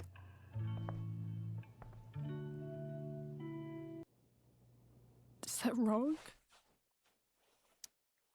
Of course not. But it might be tough to track her down. Yeah. That's true. Dad, I think we're stuck. Hey, maybe you should let me drive. You always do it wrong. That was one time. When are you going to let it go? Remember when we used to work on cars together? Those are some of my favorite memories. We never... That wasn't... you. Could have sworn that was me.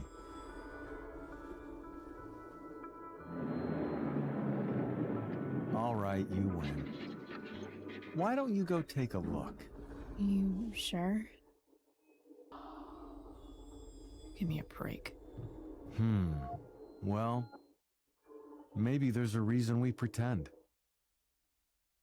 Maybe the lies we tell each other are less horrible than the truths we keep hidden.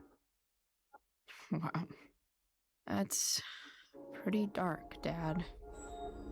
Where do you think you get it from? There's my cue. Dad? Relax, sweetie. It's all pretend, right? Right. Just a bit of stage magic. Floodlights, sound effects. Chloe, look at me. Look at me, sweetheart. It's going to be okay.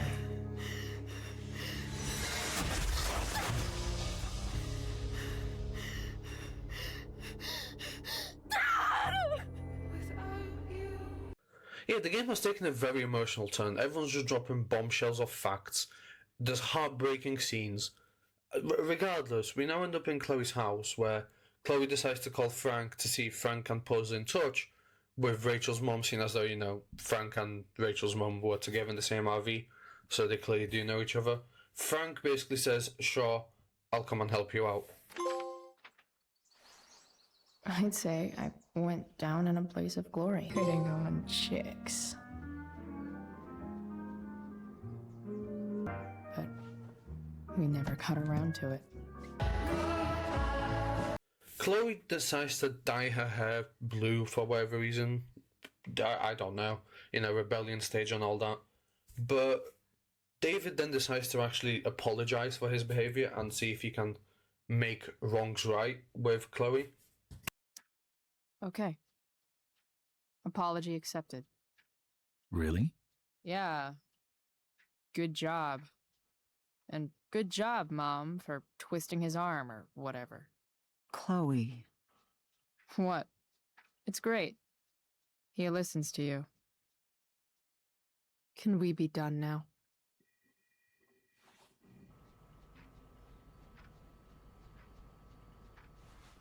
Wait 1 second. Don't go, Chloe.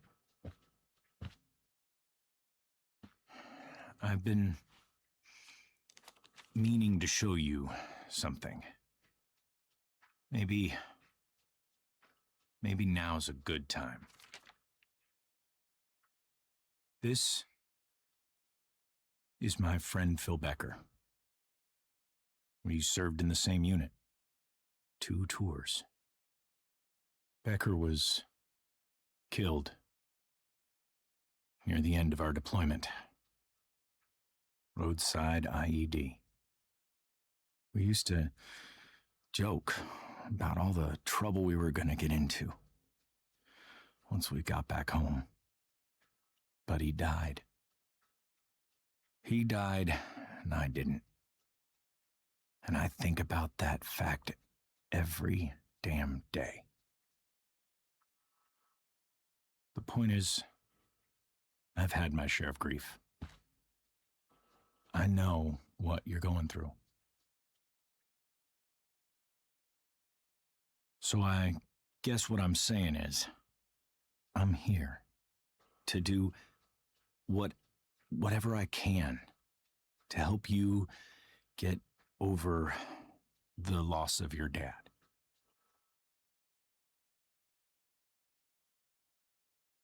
Please, I'm begging you. Give David a chance, won't you? Here. Why don't you keep this photo for a little while? Think about what I've said.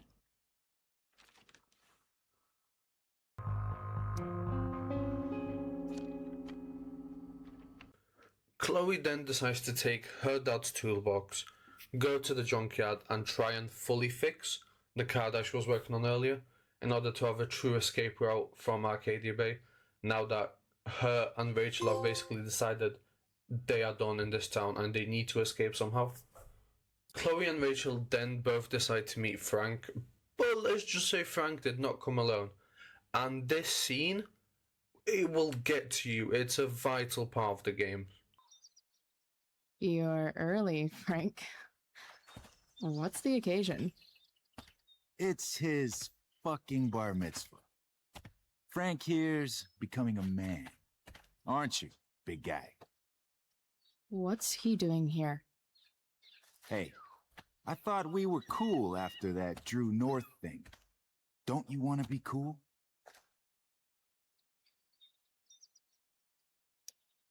We're not anything, scumbag. Fuck off and let me talk to Frank. Did you just call me a scumbag? I told you. She's like this. Gotta say, I really dig the whole tough girl thing. Frank was right about you. How'd you like to work full time for us? Don't fucking touch her.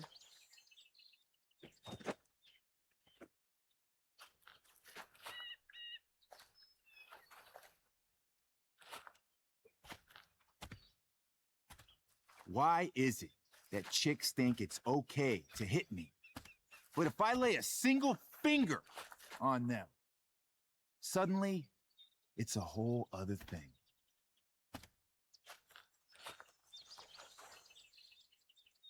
Frank says you were asking about a client of his. That true?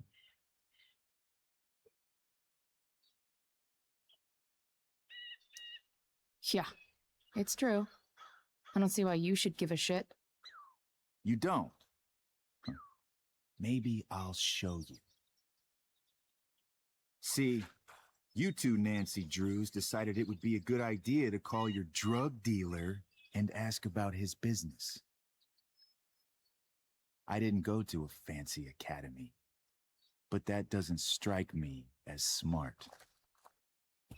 Maybe it was this man's sunny disposition that confused you, but he's got a whole other side to him that I don't think you'd like. Should we let them see it? We're just talking here. Okay, then let's talk.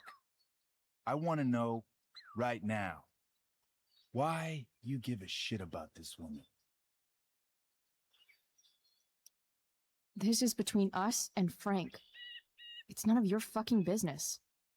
Problem is, you made it my business, and your tough girl shit is starting to get on my nerves. Look, none of this matters. All we care about is that you stop asking questions. Got it?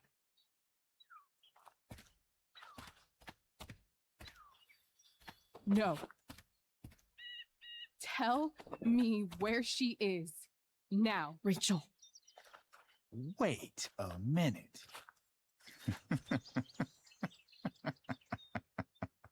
No way. What the fuck is your Rachel? As in Rachel Amber? That makes so much sense. This is James Amber's fucking kid. Damon. Your dad's a real piece of shit, you know?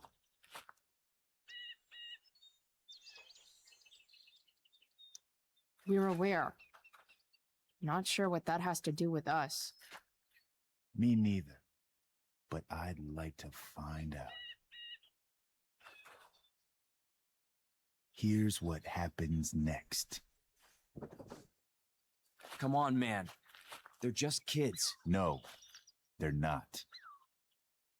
This one is the fucking DA's daughter. And right now, she's going to fill me in on what her daddy is up to and how he's connected to that whore everyone's asking about. Damon, calm down. We're still talking. Everything's still cool. No need to get crazy. Ah!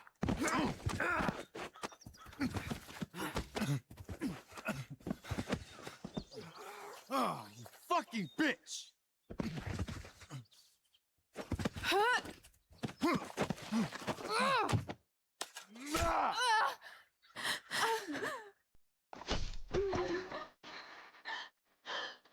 Rachel! What the fuck? Chloe! Go! Now!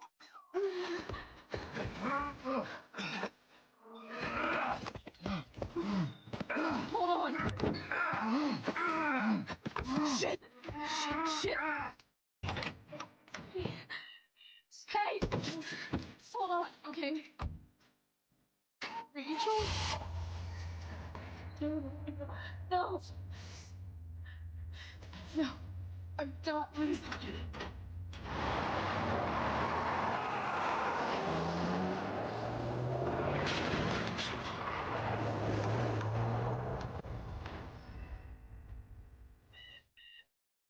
So yeah, Damon decided to start Rachel, because you know, why not? That's definitely a good idea. But as you could see, Frank did try and prevent all of this. And that's what I mean. In the second game, I think he's portrayed as a great character. I think they ruined his character through to the first game. Don't get me wrong, we still see obviously glimpses. But the character in this game of Frank, I think is just such a good character. Nurse, I'll need my forceps to extract this baby Ruth. Whilst at the hospital, we decide to go see how Mikey's doing with his broken arm. And during this part, Drew decides to apologize because he realizes all we were doing was try to help him. Sorry I got angry at you yesterday. About the money. You were just trying to help. Don't worry about it. You were in a really tough situation. A situation I created. We then end up actually seeing Rachel after her dad's done talking to her, and she basically just tells us that she wants us to still pursue and try and find her actual biological mum, and basically see if they can either meet or just, you know, find out about each other. And we basically ask Chloe, say, hey, yeah, sure, why not, we'll help you out. Yeah, unfortunately we also end up stumbling on Elliot. Elliot is a guy who has a crush on Chloe, and basically just asks Chloe, hey, what's going on? You've lately been weird. You're hanging on with Rachel a lot. Like, do you need my help? Like, please tell me the truth. Let's just say what he does next is a little bit too much. What happened? Anyway, see you around. Yeah. See you around, Chloe.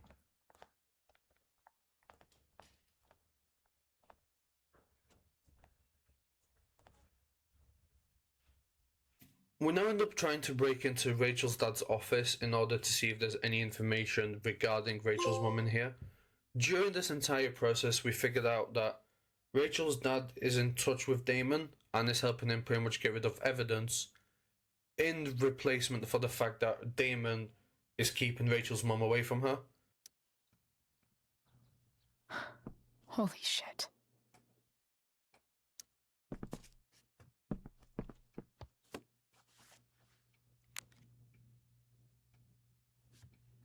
We found all the money. It's all here.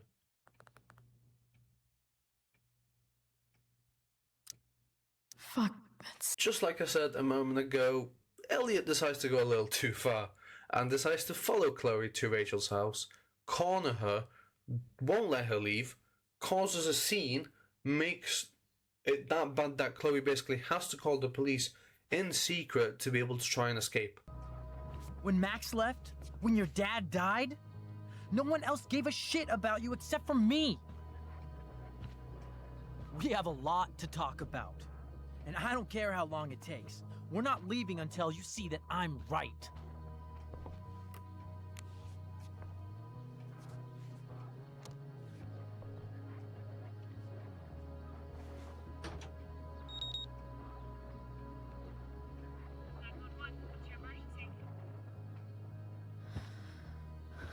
All right, Elliot. You want to talk so bad? Let's talk.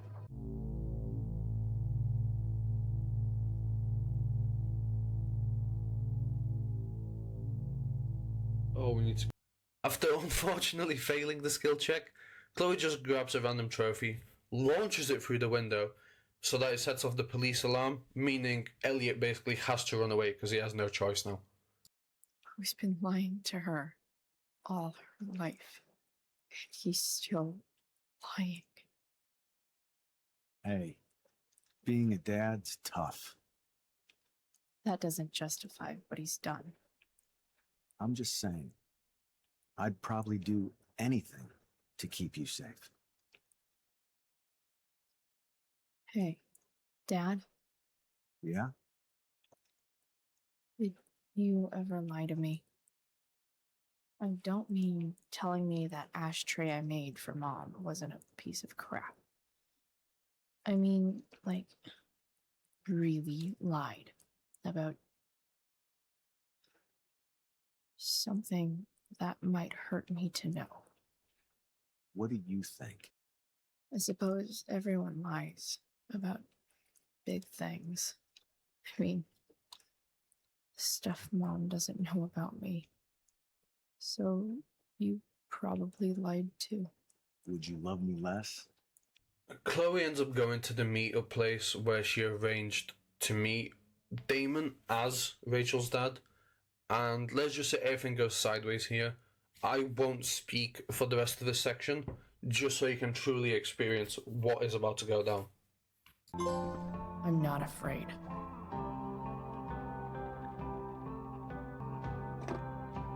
Just a little longer, and all your troubles are going bye-bye. What the fuck? I just want to meet my daughter. Can't you understand? Why does he... Daughter? Jesus. So that's what he's worried about. Can't let the public know. The mother of his daughter is some junkie. I just want to see her. You don't have to... Shut up. James Amber wants you out of the picture, so that's what's going to happen. This is so messed up.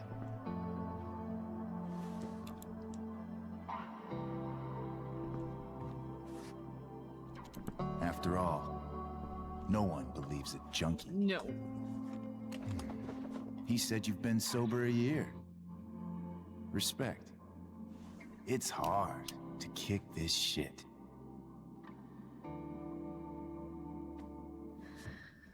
You can do this. Damon. What the hell are you doing here? Okay. I've got your money right here. The money James owes you. How the fuck do you... Run! No one has to know. Just let her go, and I won't say...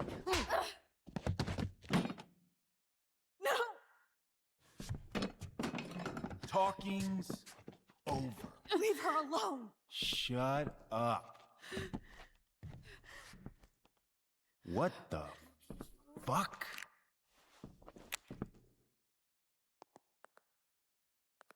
You boosted the DA's shit? Got my money? Burned the evidence? All that? I'm just trying to help. Get away from her! I said shut the fuck up!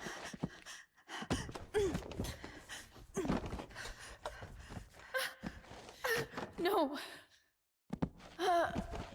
Go to your fucking happy place. Run. Let this be a lesson, kid. Make good life choices, or you'll end up like her. Now, what do I do with... Damon! What did you do? I fucked you up good, didn't I? Guess you really don't know when to quit.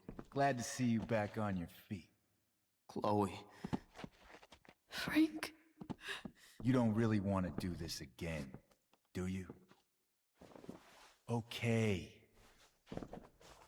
Then I don't want to do this again. Come on, man. Fuck you. Sarah. Rachel. Your daughter.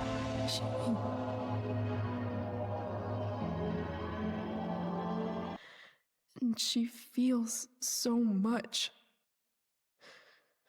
She's so strong. She's had a good life. Raised in a loving home, given opportunities I could never give her. At least talk to her. She's felt like something's been missing her whole life. She told me so. That something was you. She didn't miss anything. She has a perfect family. Even without all this shit, the Ambers are far from perfect. James is an elitist asshole, and Rose lets him walk all over her. Maybe.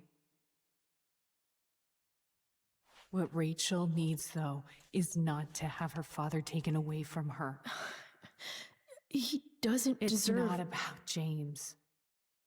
It's not about me, and it's not about you. It's about Rachel. Tell her what James did, and you'll be killing him for her. You understand that, don't you? You lost your father. Do you really want to put Rachel through that? Don't you want to see her? You came here for it. You got...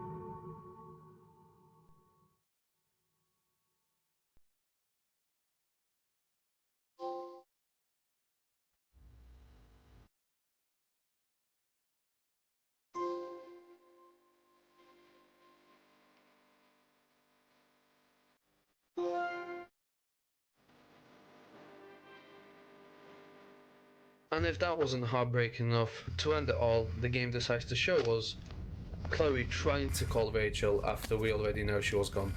We now move on to the third installment of Max's storyline, Life is Strange Double Exposure. And full disclosure here, I did play this when it released in October 2024. Meaning, when I go back for this in this video, at that point I had already 14 trophies. So I basically just started off by cleaning up any small collectibles and miscellaneous, And then I replayed the entire game because I had to for the multiple decision-based trophy. Life is Strange Double Exposure follows the story of Max many years down the line after the events of Arcadia Bay, where she now becomes a teacher at a school called Calder. All Max is trying to do is escape and forget what happened at Arcadia Bay, to the point where she's actually lost her powers. But I must say, as I know this game did come out to quite poor reviews, I am a person who actually really loved this game, and I would highly recommend you do play it. I think it's probably one of the better installments in Life is Strange games.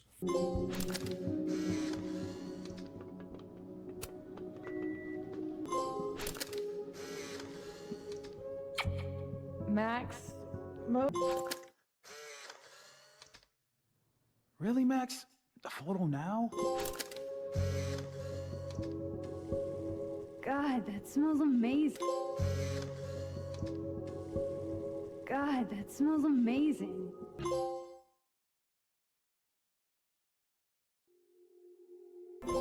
I better cross back over in case Safi is cooled off and is trying to...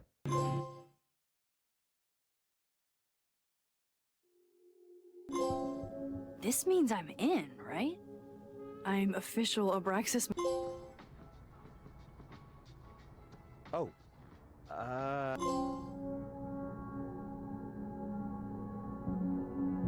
of the century. The game basically starts off with us exploring a bowling alley and then going to this bar. Once we're at this bar, Come on, Safi, Max. the other main character of this game, asks us what happened to Chloe, our best friend.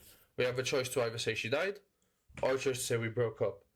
This choice depends on two different endings, and you have to play both versions for a trophy. So in my original playthrough, I played where I said she died, and in this one, I played where I said she broke up with us.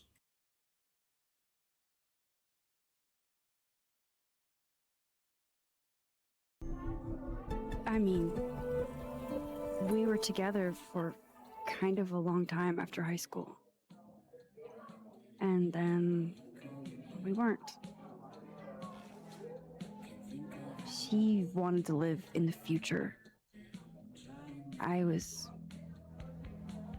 too hung After up the on conversation with Safi, we follow her to the lookout, and let's just say, this all game you're getting. starts off with the main story very quickly, and it hits you right in the face.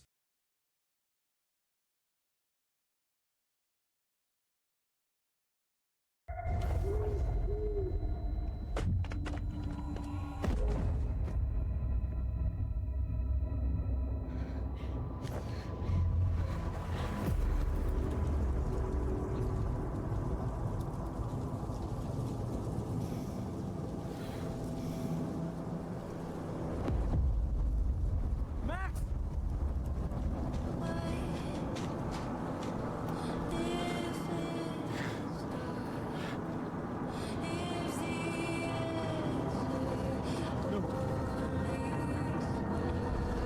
Waking up the next day, we get woken up to a bunch of spam calls from Amanda. Amanda is the bartender at Snapping Turtle, which is the local bar of the school. And basically, she's just concerned about us. She is one of the love interests of this game because there are multiple, but she is one of them. She then tells us that she'll be on the way here in order to see if we're doing well and to try and cheer us up.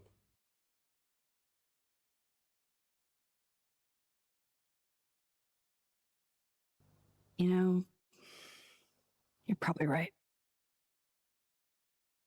You do know I think you're cool as fuck, right? Even if you're not in the headspace for anything romantic.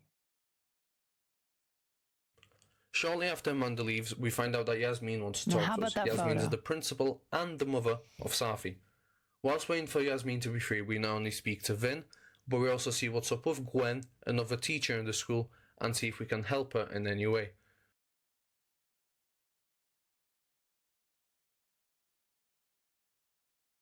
Safi's mentor for a long time. Don't worry, we'll get into that display case. After helping Gwen, we get On called your into way. Yasmin's office. Yasmin Hold on basically tells us now. that she wants to You find out might if feel there was any way that Safi could have ended her own life, because that's what Let me all ask the you signs something. point at. Max explains To be that honest there with is no you, reason why she would believe that would be the case. Whilst Safi leaving and I Yasmin's weren't office, we stumble always upon so Gwen close. once again, and we accidentally listening to Things her used to conversation. be which Loretta appears to see. Loretta is a student in the school, and she basically says that if we don't give her information about Safi for her podcast, she will tell Gwen that we are listening to a conversation.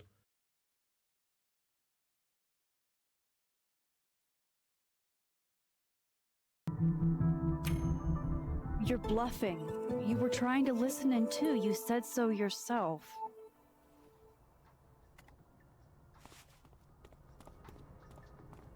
Oh, shit. Hi, Professor. I just thought you might want to know that Miss Caulfield's been listening to your calls. Loretta, I don't know how you have time to be a snitch when you still owe me revisions. Beat it. And yeah, let's just say this game did not perform very well at times. It was a little janky and broken. So yeah, what I said earlier that Max has no powers, turns out she didn't realise she still has powers, but they've actually manifested into something else. She can now jump between timelines. There's a timeline where Safi's alive, and there's a timeline where Safi's dead. And Max can basically jump between both timelines and also hear and see both timelines at the same time. Fuck, Yeah, we later Safi, meet is that your Yasmin car? and Safi, Timing, and right? Safi Time tells us this that morning. someone threw a cow skull through her windshield as a threat. And you know, Max being Max basically said, don't worry, leave it with me, I'll sort this out for you. So Max, using her newfound abilities, decides, oh no, the skull isn't here in the living world, let me jump timelines to the dead world, see if the skull is there, and investigate if there's anything weird about it. Max overhears a conversation about Vin and a lost phone, so she then uses her ability to follow his friends which are looking for the phone and discussing it, so that she can understand what is happening without being caught. So, someone fucked up Safi's car. They didn't take anything, but they used a cow skull to do it. Jesus. Max, that's crazy. Is she okay? She's fine. Who would do something like that, though? You mean who in Abraxas would? I didn't say that. No. But it's what you meant, isn't it? Anytime some nonsense happens on campus, people trip over themselves accusing Abraxas. Vandalism, destruction of property, that's beneath us, Max. We're performers.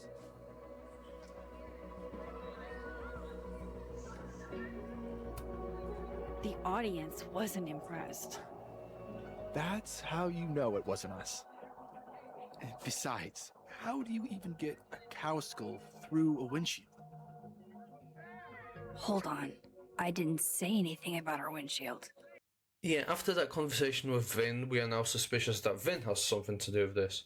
We also overhear that Gwen is now being thrown out of the school for some reason, so we take this opportunity to spy through her office and find out that she shut down Safi's book deal, which now puts her on our hit list once again.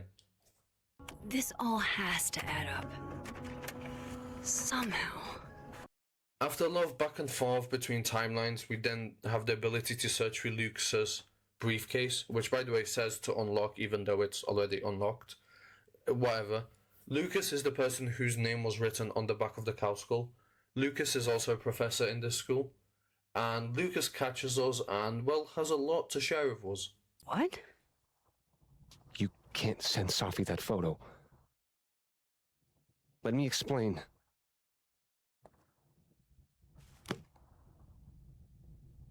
Please.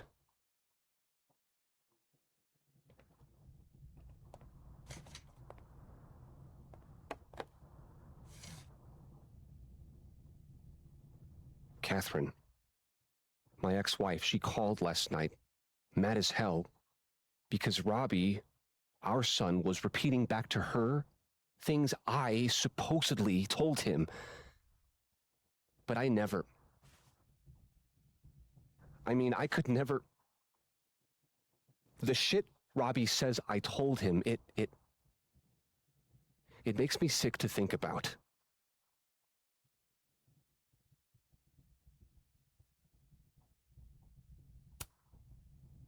Any chance your ex was exaggerating? Trying to twist the knife? Catherine's a lot. But she loves that kid as much as I do. She wouldn't use him like that. He told her I said he was the reason for the divorce. And somehow that was the least fucked up thing I'm purported to have said. This still doesn't explain the restraining order. I wasn't even there that night, Max. But someone said those things to my son. And you think it was Safi? Listen, Safi once threatened to turn Robbie against me. I know she's capable of it.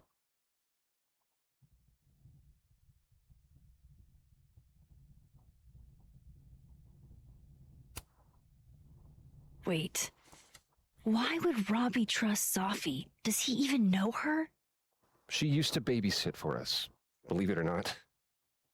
Robbie adored her. And none of this has anything to do with what happened to Safi's car? Something happened to her car? Never mind. Forget it. Look. I know she's your friend. I know you have no reason to believe me over her, but just give me a chance to get this shit in order first, without her interfering. I just want to make sure my boy never has to hear anything like that again. This could all be a lie. One big smear campaign against Safi. But, oh, what if it's not?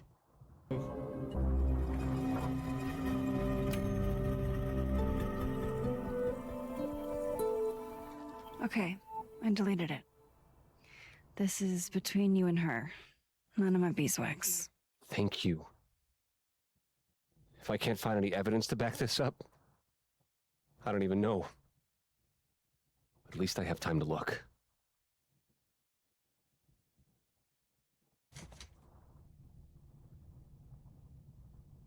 I think I've wrung all I can out of Lucas today. Hope Ven's back at his desk now. I still have questions for that guy.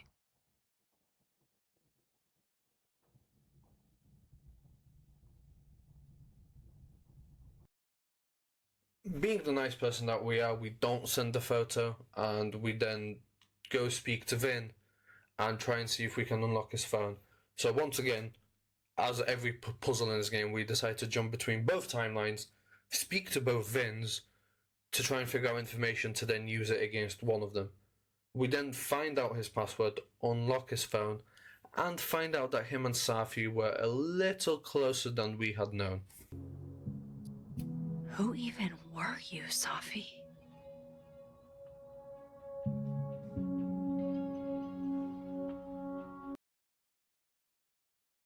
We then leave the building and run into Reggie. Reggie's one of Max's students, and he claims that he has just seen himself in the lookout. Everyone, you know, the stay same lookout back. where Give Safi him some died, space. and now apparently some weird spoopy poopy stuff's happening.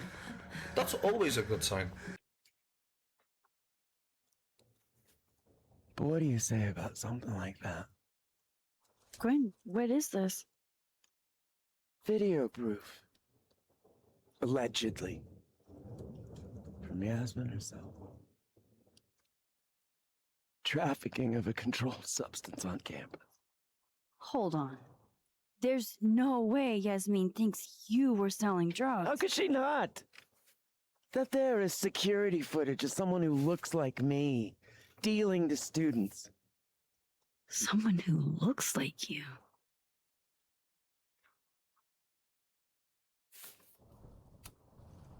This is such bullshit. Can't you fight it? Fight it? How? That wasn't me, it was my evil twin. No. No. Fuck it. They've already made up their minds. You don't mean that. Thanks for believing in me, Max, but I'm sick of fighting to prove I deserve to be here.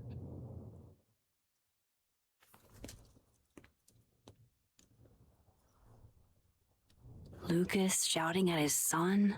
Reggie seeing himself here in the other timeline? Is Gwen another victim of doppelganger-itis? Or is she just trying to cover her ass? If I could look at that footage, maybe I could figure it out. Gwen?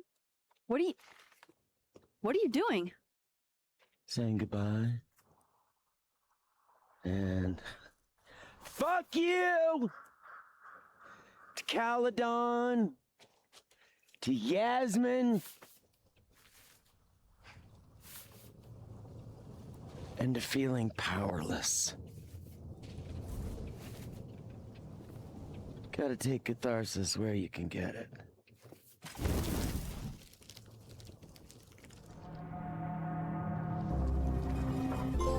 What the fuck? Gwen, listen, if I can just get a look at this footage, I'll be able to help. I didn't ask for your help, Max. Jesus, I didn't even ask for your company. I just wanted to get stoned and watch that thing burn. Whatever. Do what you want. It's too cold for this shit.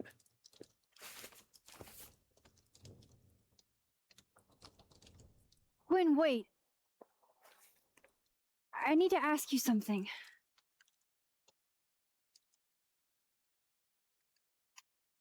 Why did you kill Safi's book deal? Were you going through my computer?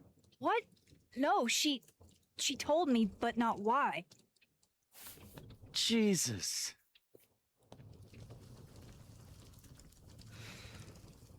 We then decide to pull away the sheet which is covering Safi's body, you know, great idea. And, well, we find something else other than Safi's body. Yeah. And Loretta then finds us and basically tells about someone called Maya Okada, which used to be a student in the school.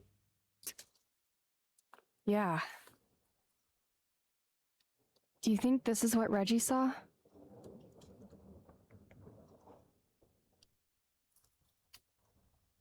No. He said he saw himself. Another Reggie. God. That would have messed me up too. I was gonna come up here anyway after the suicide tip, but seeing Reggie like that, I don't know, made it feel real. Wait, suicide tip? One of the beat cops let it slip. You run a successful podcast for a few years and you find ways to get people to open up. Speaking of opening up, I got a lead. I could cut you in. Shortly after that, Moses texts us saying that he's in trouble and asks if we can come down to see him. We then go there and find out that Moses thought it was a good idea to steal the camera from the crime scene. And now this detective called Alderman is basically insinuating that he killed Safi and is trying to investigate. Max, being Max, uses her supernatural powers and jumps between timelines once again, discovers where the camera is, removes it from his office before Alderman can even search it. Yes!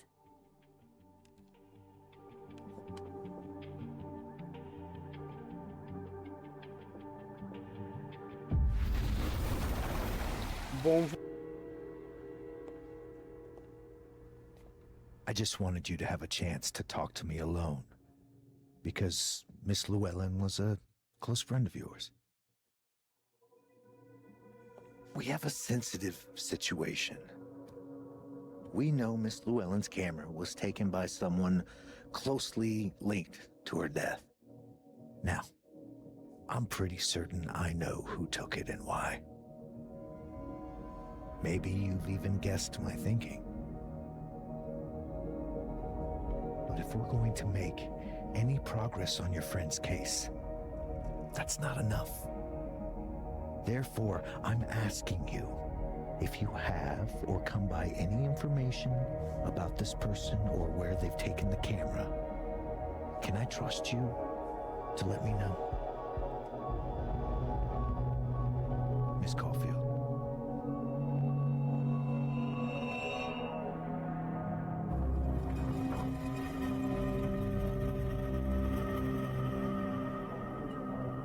we have to agree, it's part of the trophy.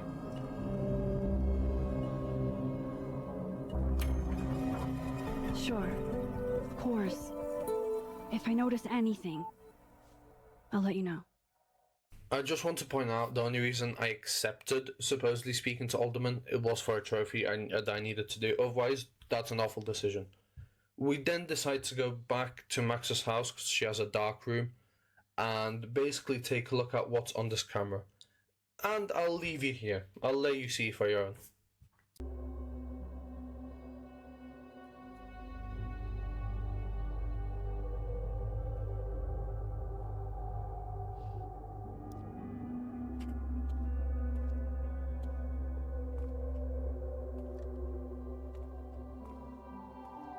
Moses? You okay?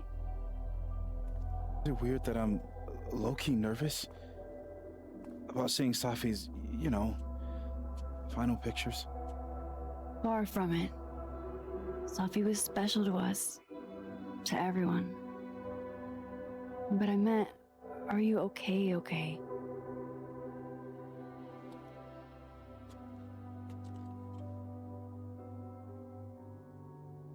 I've been better.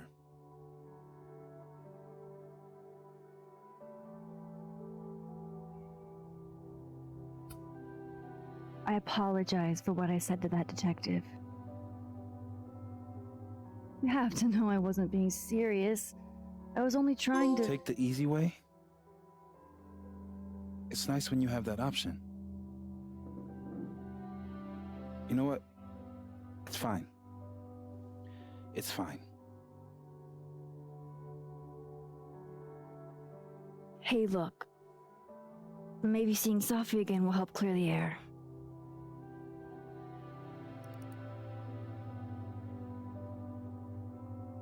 Hard to believe that would be the last time we were all together. That's the truth. What a crew we were. Hey, look. She took one more photo. Sneaky girl.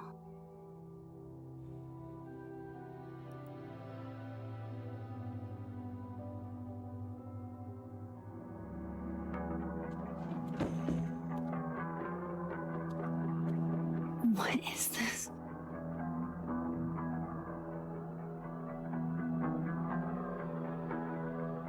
Max, you killed her?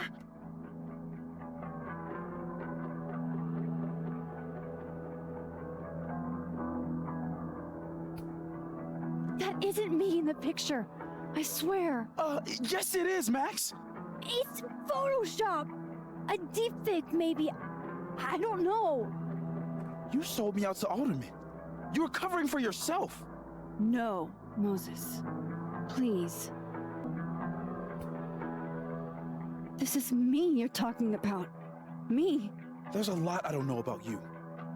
But you know I wouldn't do something like that. I could never.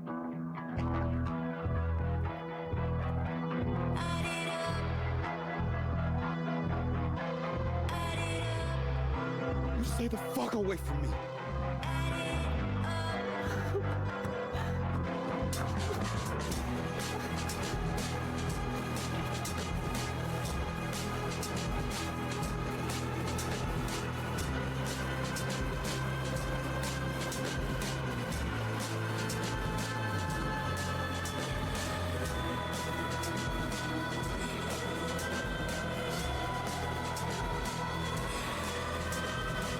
So yeah, that was, by the way, the end of an episode, so the game does leave you on a big cliffhanger. But regardless, Alderman then decides to come to us and basically notices the photo that we left out. Max then decides to see if she still has her old power of rewinding into a photo, to see if she can rewind to this said photo and figure out what actually happened. Turns out she still has that ability, and, well, she figures it out. It doesn't make any sense as of now. So that's what it feels like to capture the perfect photo.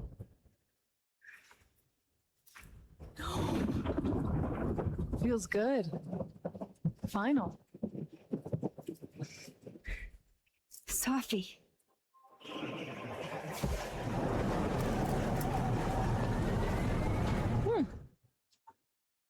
It's here too.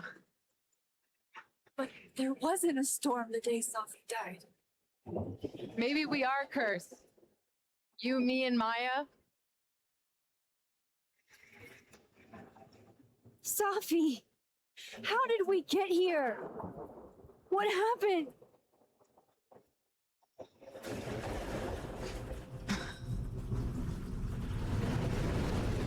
Stop stalling, Max!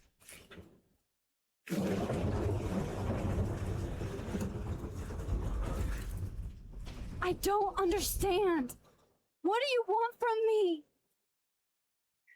Pull the trigger.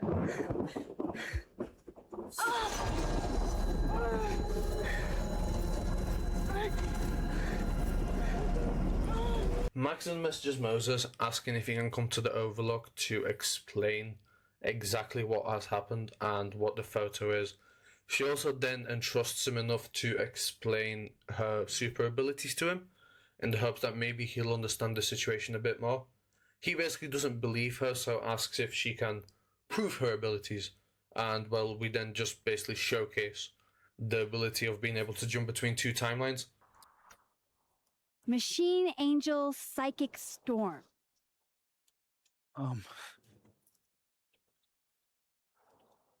Yep. That's what I did. Yeah, whilst we were explaining this entire thing, an alderman from a different timeline walks behind us. And then the actual alderman walks in front of us. You will see how that ends up working out. Okay. First look at the crime scene is inconclusive. I'll need some further insight into Miss Llewellyn Fayette's mental state. Not to call a shot prematurely, but if this isn't suicide, I'd put money on a Mr. Moses Murphy, friend of the deceased, being the perp. I need to introduce myself to Mr. Murphy. He's talking like he hasn't already met you. Like he's... Alderman from yesterday. An alderman that already happened? Max, this is really bad. What do you want from us? I thought I wanted some evidence. Close this fucking case and celebrate with a nice cigar. And then I got my evidence. That little photo of you with the gun. And you know what I realized? Not a fucking soul would believe me.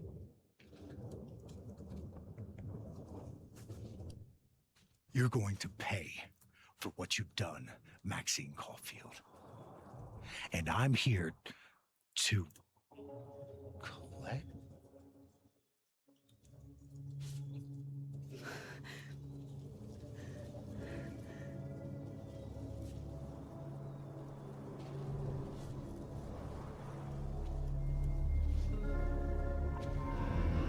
He's seeing himself.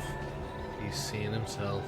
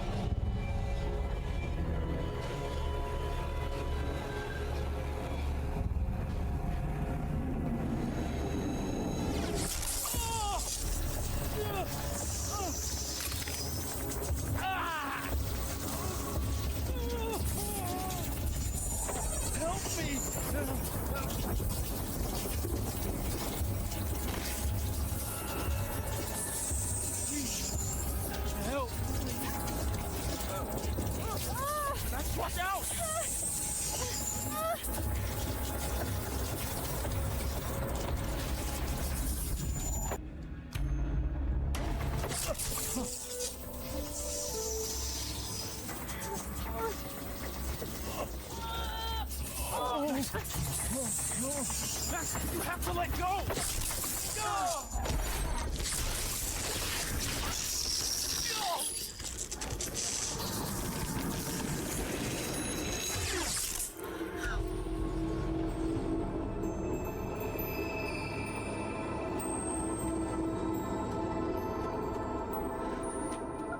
Yeah, basically, regardless what we would have decided, Alderman would have just disappeared into thin air. And we then decide to go speak to Gwen and ask her why she cancelled Safi's book deal. Gwen explains that because the book was about Maya Okada and like broken relationships, it would have caused more damage to Safi than it was actually worth publishing. So she figured to protect Safi, she will cancel her book deal. You said in your statement that Maya was troubled. But that wasn't true, was it? Vin, what really happened?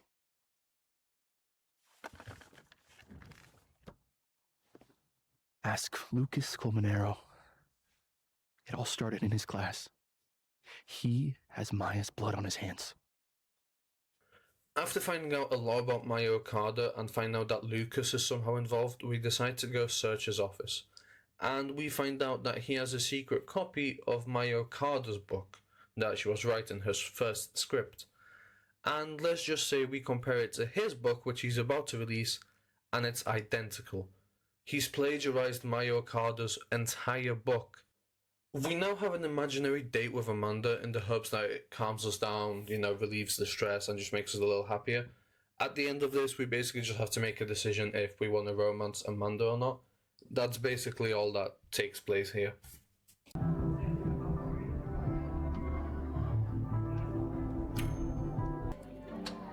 Fuck.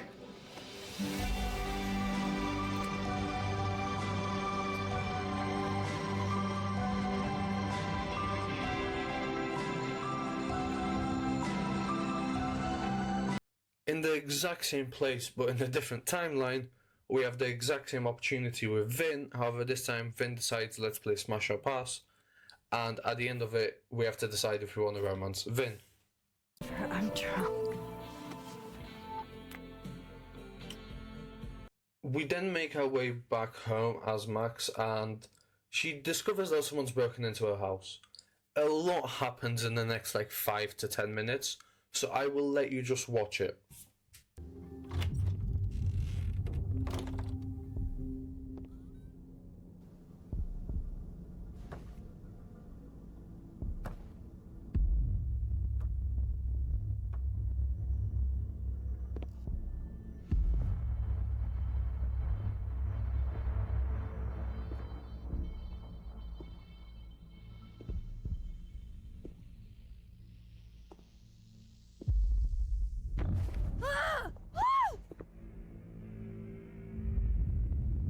Oh, shit.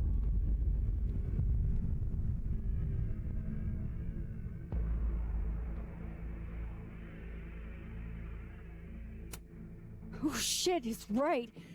You're me. I wish I could tell you there's a reasonable explanation for that.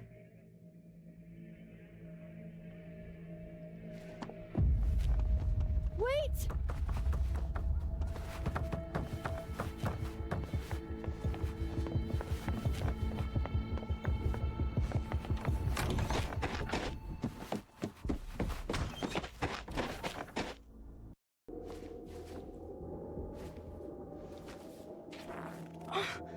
What the?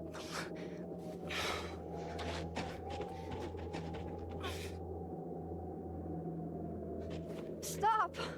For fuck's sake, just stop! All right. You caught me. Now what? Now what? Are you here to help me with Safi? Safi? God, Max, you're standing here looking at your own self, and still your focus is on Safi. I don't understand. Why were you in my house? What are you looking for? What are you looking for?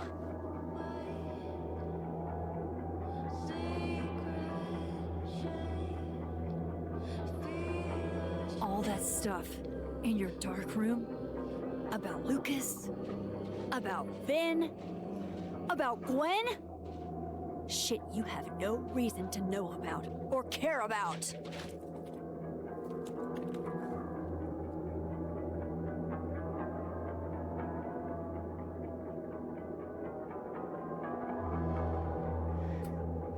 That's not true. I'm trying to help Safi. Of course you were. God, I'm so sick of people trying to help. Stop. Please. We can't touch each other. I've seen what happens. Please, trust me. Trust you? Go fuck yourself, Max. No!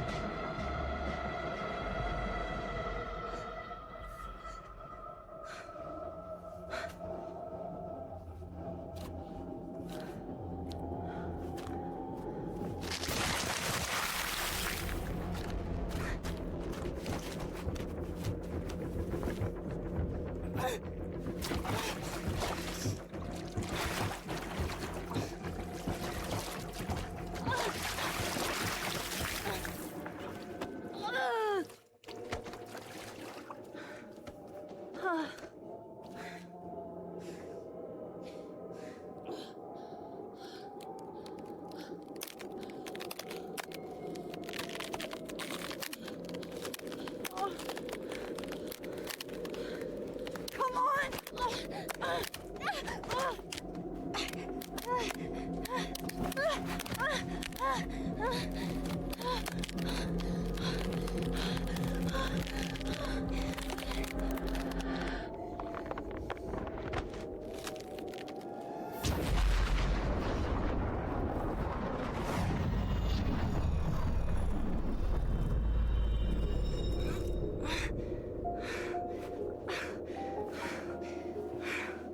What the fuck was that, Supermax? Come on. Let's get you warm. I always said you were too soft for academia.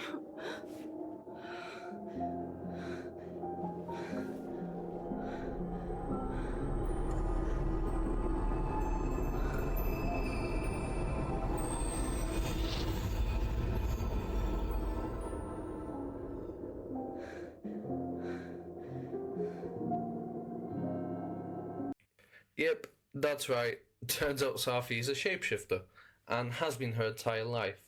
She explains that as long as she's met the person in real life, and basically understands them slightly, she's able to shapeshift into anyone she wants. Which, now if you start thinking about it, some of the people that got seen twice, aka Reggie seeing himself, this weird video with Gwen selling candy to students, well, yeah, that was Safi shapeshifting.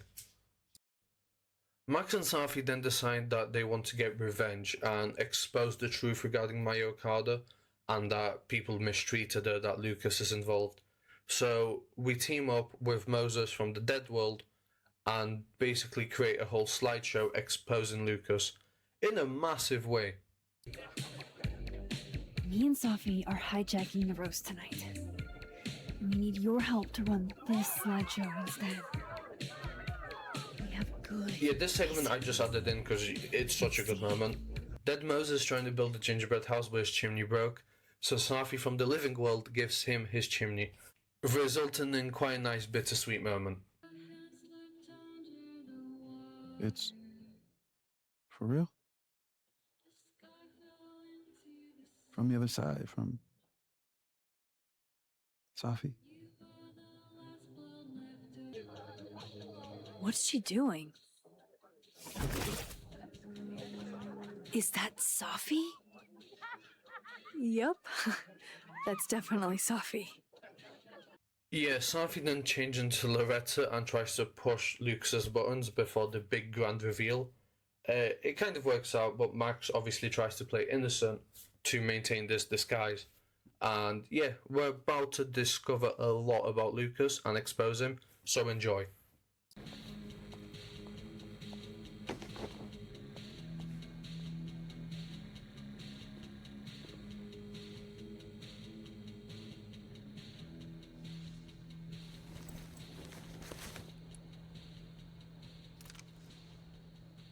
Shit.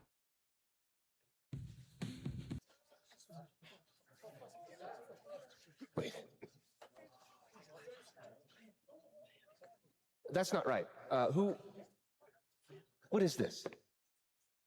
Not your past, Lucas.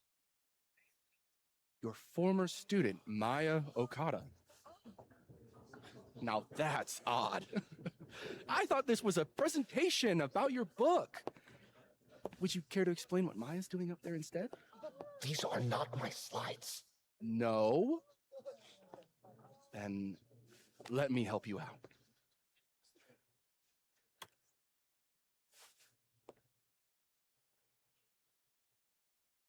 The beast rose and stared into me. It became me. I had always been the beast. Powerful words from Caledon's famous pet novelist. Am I right? What do we all think?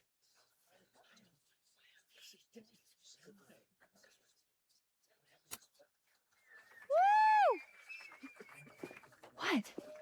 Maya was a good writer. Thanks, everyone. Now, wait a minute, Professor. This might be the clue we were looking for. So, what do we have here? Maya Okada's draft. Wait a minute. Maya wrote that sentence? That page? For real?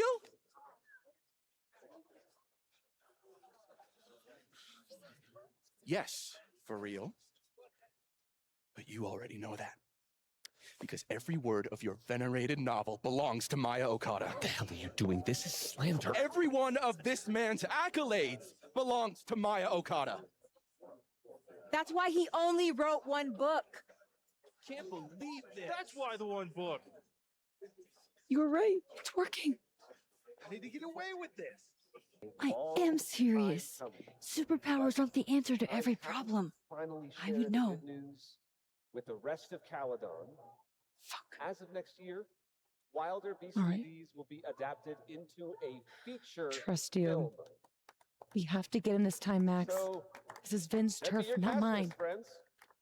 Make my day. Do you really think I should go up there as myself?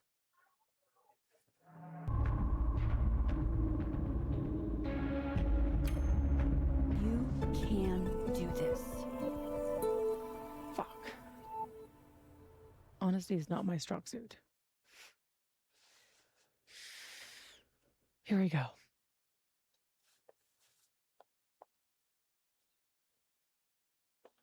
Safi. Did you forget that I was actually there? That at one point we were all friends? You, me, and Maya? I trusted you. Was that all a lie, too?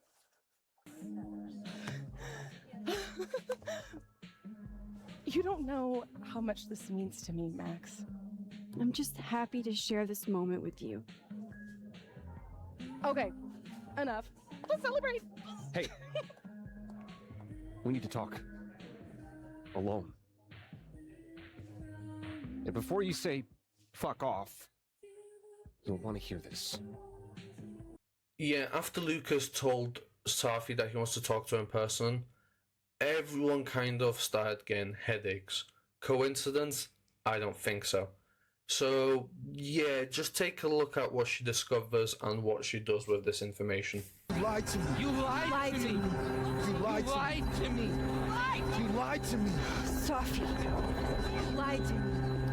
You lied to me. You lied to me. You lied to me. Oh, please. I was trying to say you were trying to protect me. Say it one more time. I fucking dare you. Sophie, don't do Stay this. back! Both of you. Sophie, listen to me.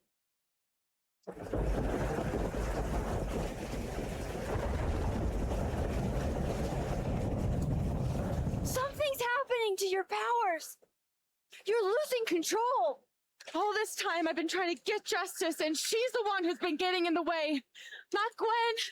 My own fucking mother. It was you? You canceled her book deal? The book was just her latest twisted fuckery. She's been doing this for years, since I was a kid. You deserve better than what I experienced!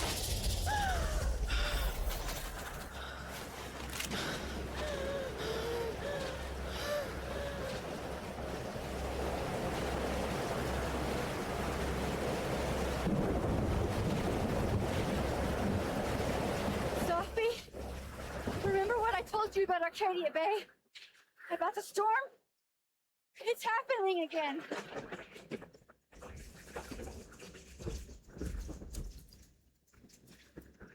If we don't do something, the whole town's gonna be destroyed.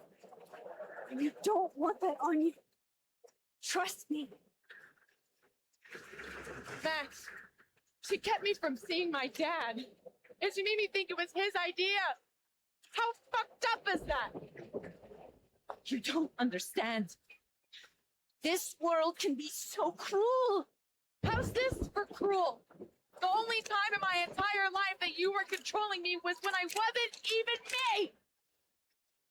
Habibti. Oh. Oh my God.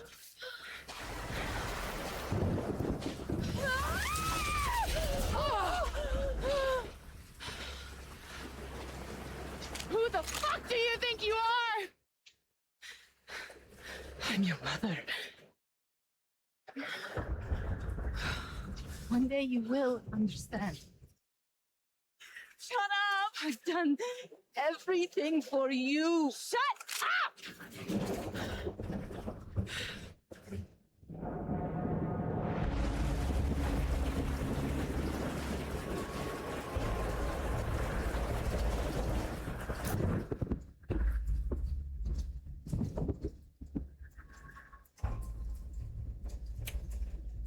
Sophie, show your mom you never needed her help.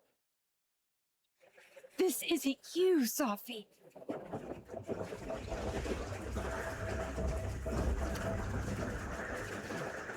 It was me.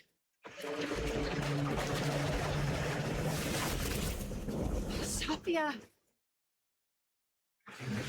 This gun was the only choice I've ever really had. What's happening to you? Ah! Oh, oh my God! Oh. Ah! No! Help her!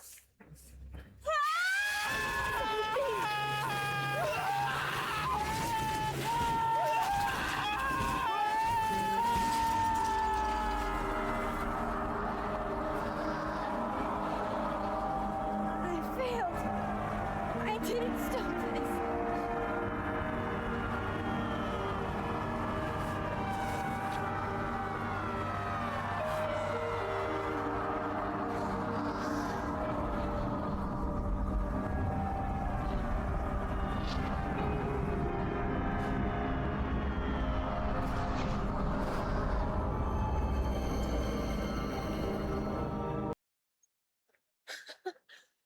Fancy seeing you here. Which Sophie are you? Am I even Sophie? After all that?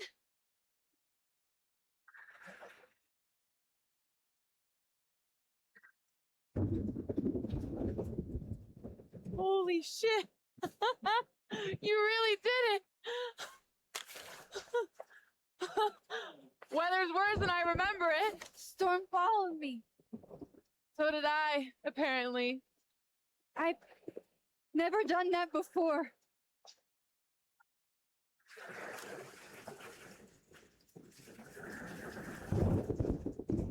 I guess it's time.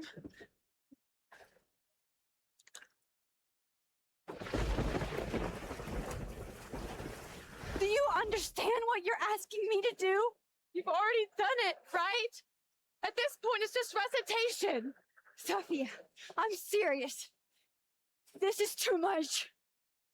Stop stalling, Max. You saw what happened. There wasn't any of me left. It was all Moses and Ben, and Lucas and Gwen. It hurt so much. I hurt so many people. Help me fix it. Please.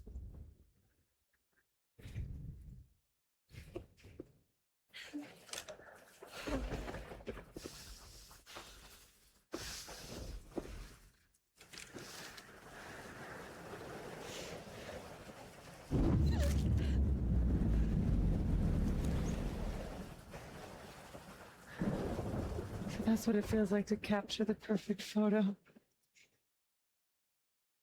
Feels good. Final.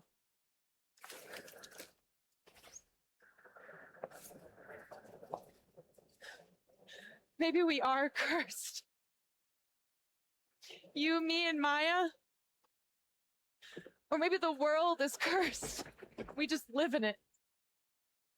Safi, that's poetry and bullshit. Yeah, I know.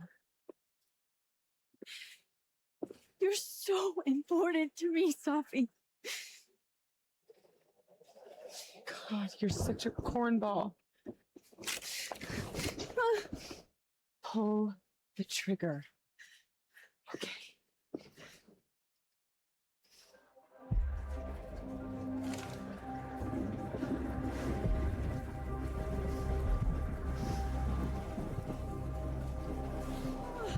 No! No! Fuck this!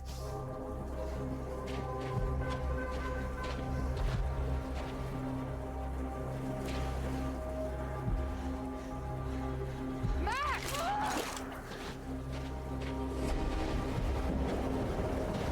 What are you doing? I have no idea! I'm kinda making this up as I go. But I'm not gonna make another impossible choice between two shitty futures. Come on.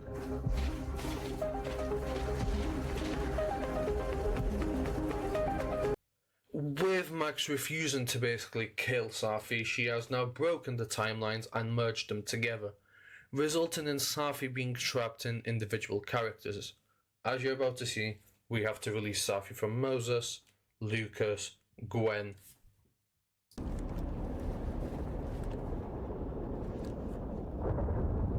Strange. This feels, but that's just Safi. I haven't double exposed a photo in a while, but if I superimposed two images of Moses on top of each other, maybe I could separate the Safi. Max, thank you.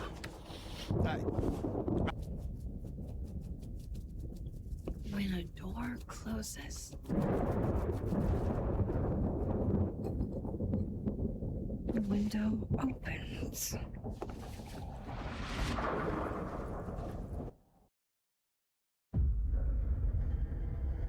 What? What? Where?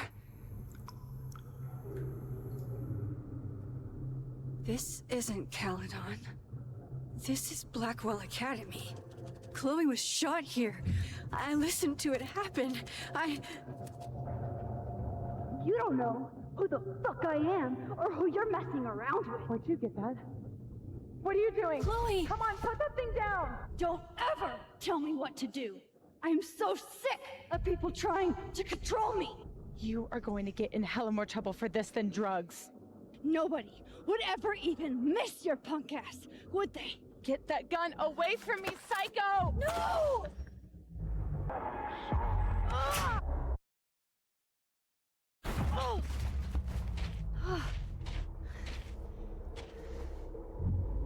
Okay.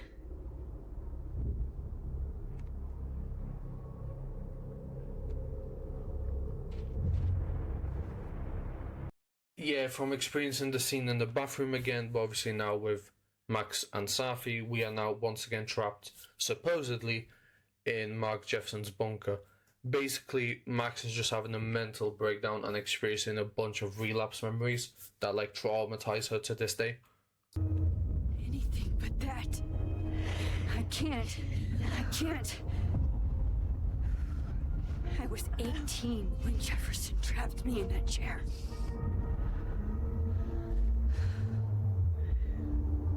I'm not 18 anymore. So this is what it's gonna take.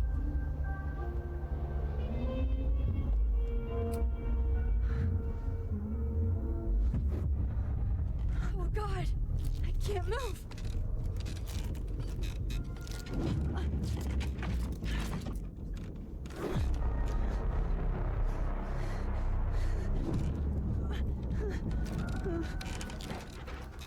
I knew you were changing the second I saw you first.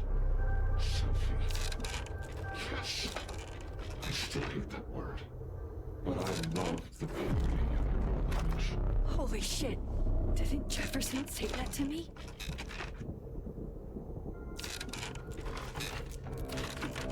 I had so many dreams about this. No. No. Never again.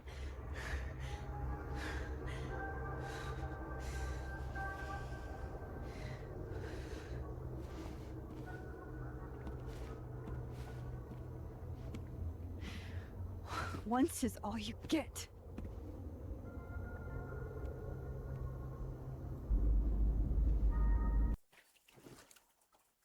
Smile, Lucas.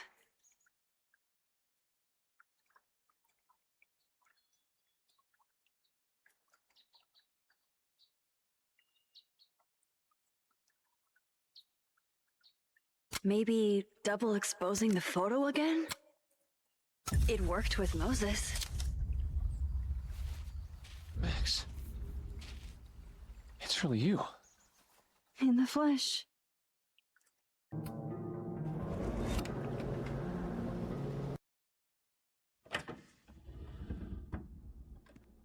Thought I'd be used to this.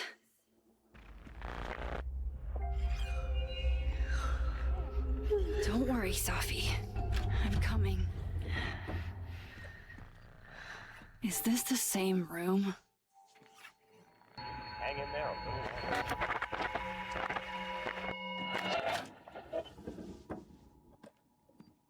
Hang on.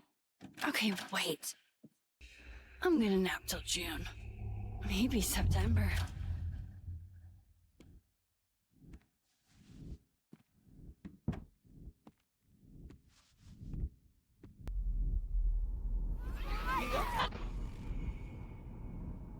Let me out!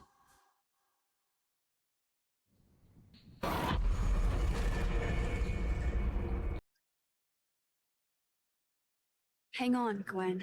It's almost over.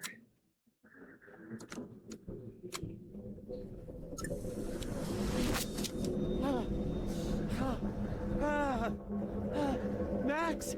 Oh! Thank you. After releasing Safi from multiple different people, we end up actually finding the real Safi in a different universe, or timeline should I say, where she is now happy, but we then jump through even more timelines, and basically Safi is having reflections of the fact that she did ruin a lot of people's lives and maybe shouldn't have abused her powers.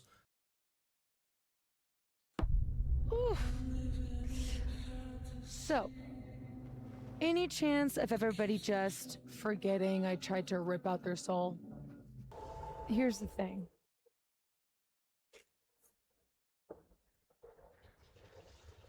I'm glad you were here too. You know. But I just tore everybody apart into tiny little pieces. Safi, I don't... Last piece of me, Max. It's in you. Why isn't it hurting me like it hurt everyone else? Maybe I trust you. Maybe it's more of your Magic Max bullshit. Yeah, after discovering that basically the only way is for Safi to leave, or basically we have to erase a timeline, we come back to this moment, and for the next like 7 minutes, I won't be saying anything because there's a lot to unpack here, which I'll let you enjoy. Sophia. Oh my god. Yasmin! Everything is going to be okay. Don't worry. Do you think you can get up? Can you. Sophie, help me!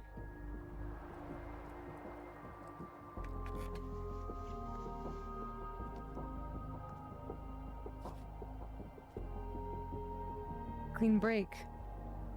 Remember? Maxine. Don't let her go. It's okay. Sophie.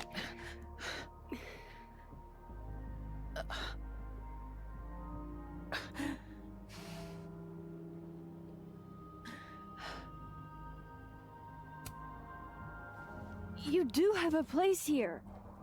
People need you. I need you, Sophie. Sophie? I don't know her. I can be anyone, Max.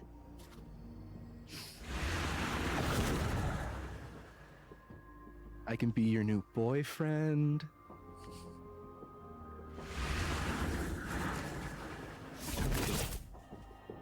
I can be a cute girl at the bar. I can even be...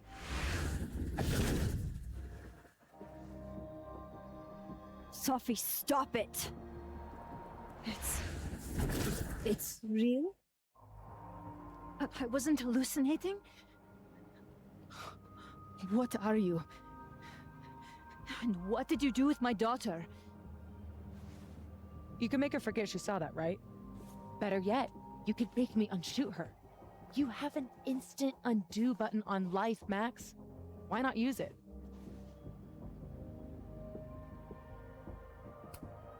If you think that's how it works, you don't know anything. There's always a price, Sophie. Always. You're right. I've got a lot to learn. So teach me, Miss Caulfield. What? You said we could fix everything. Together. Sophie. I can't. I have my life. Everybody. I'm going to find other people like us. People with powers. I spent my whole life thinking I was the only one. Knowing I could never tell anyone because they would look at me like that. But now there's you. You and me. Time traveler and a shapeshifter. Imagine what we could do. And who cares if I'm a silly little girl whose mom needs to show her how the world works? Because now, it works however I want it to. Stay here. Keep your job, your life, whatever irresistible glory Caledon can offer you. But I have to know. When I come back, are you going to stand with me, Max? Are we in this together?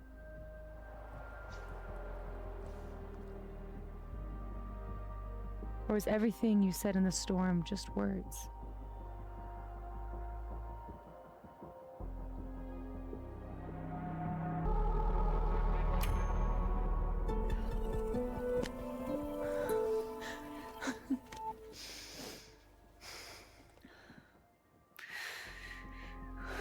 Are you sure you need to leave? There's nothing for me here. I mean, besides you. But you'll wait, right?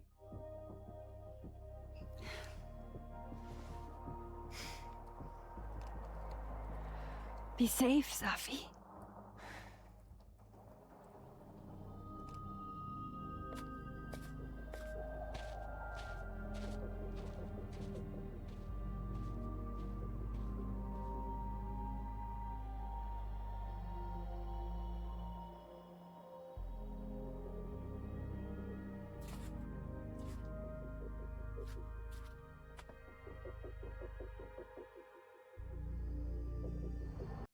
So yeah, Safi has decided that it's best if she leaves, and we now go back to the Snapping Turtle and basically reunite with everyone. With each person that we reunite, we also have a last opportunity to take a snapshot, which will unlock a trophy for getting all the snapshots in one playthrough.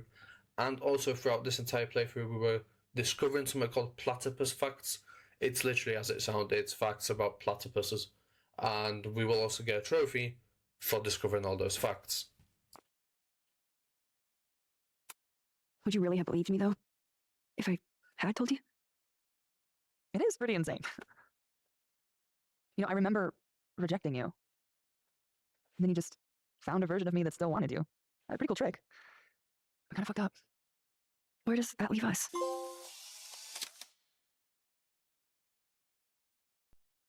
Not me getting emotional over platypus fact.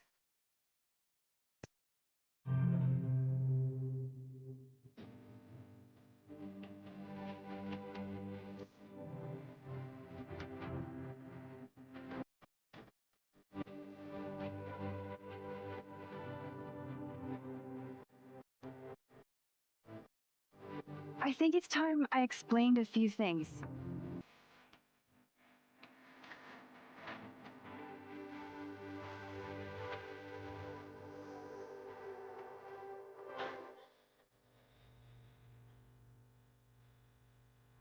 It won't always make sense. And I'm not proud of every decision I made. But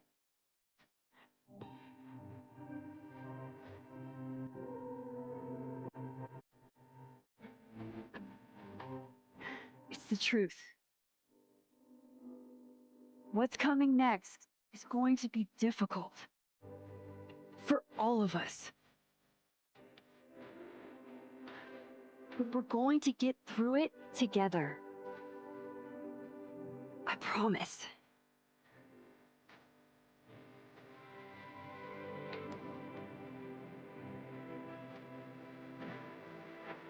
This time, I'm not going anywhere.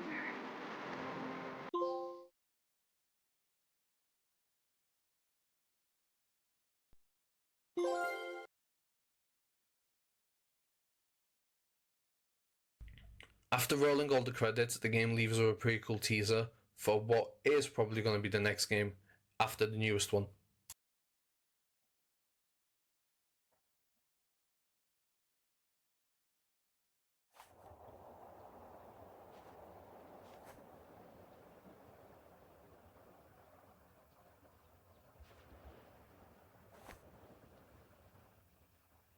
Shit. Shit! We're gonna have to get you a blood transfusion. What the fuck are you doing here? You remembered me. That's flattering.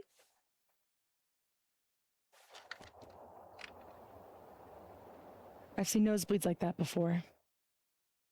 So you can run, or you can follow me and get some answers.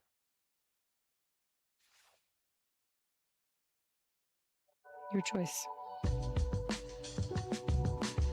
We have now achieved all the platinums on all 3 games, and therefore that means we are ready for the new game, Life is Strange Reunion, which comes out today, as this video is coming out on the 26th of March. So don't forget, I stream on Twitch, and I also stream on YouTube, so if you are interested in watching Life is Strange Reunion, because I will be streaming it, make sure to stop by, because you won't want to miss it. And don't forget, as always, subscribe, because we do have a challenge where once I hit 100 subscribers, I will have to spin the Souls wheel, and wherever it lands on, I will play and platinum next. Hope you enjoyed the video. Peace.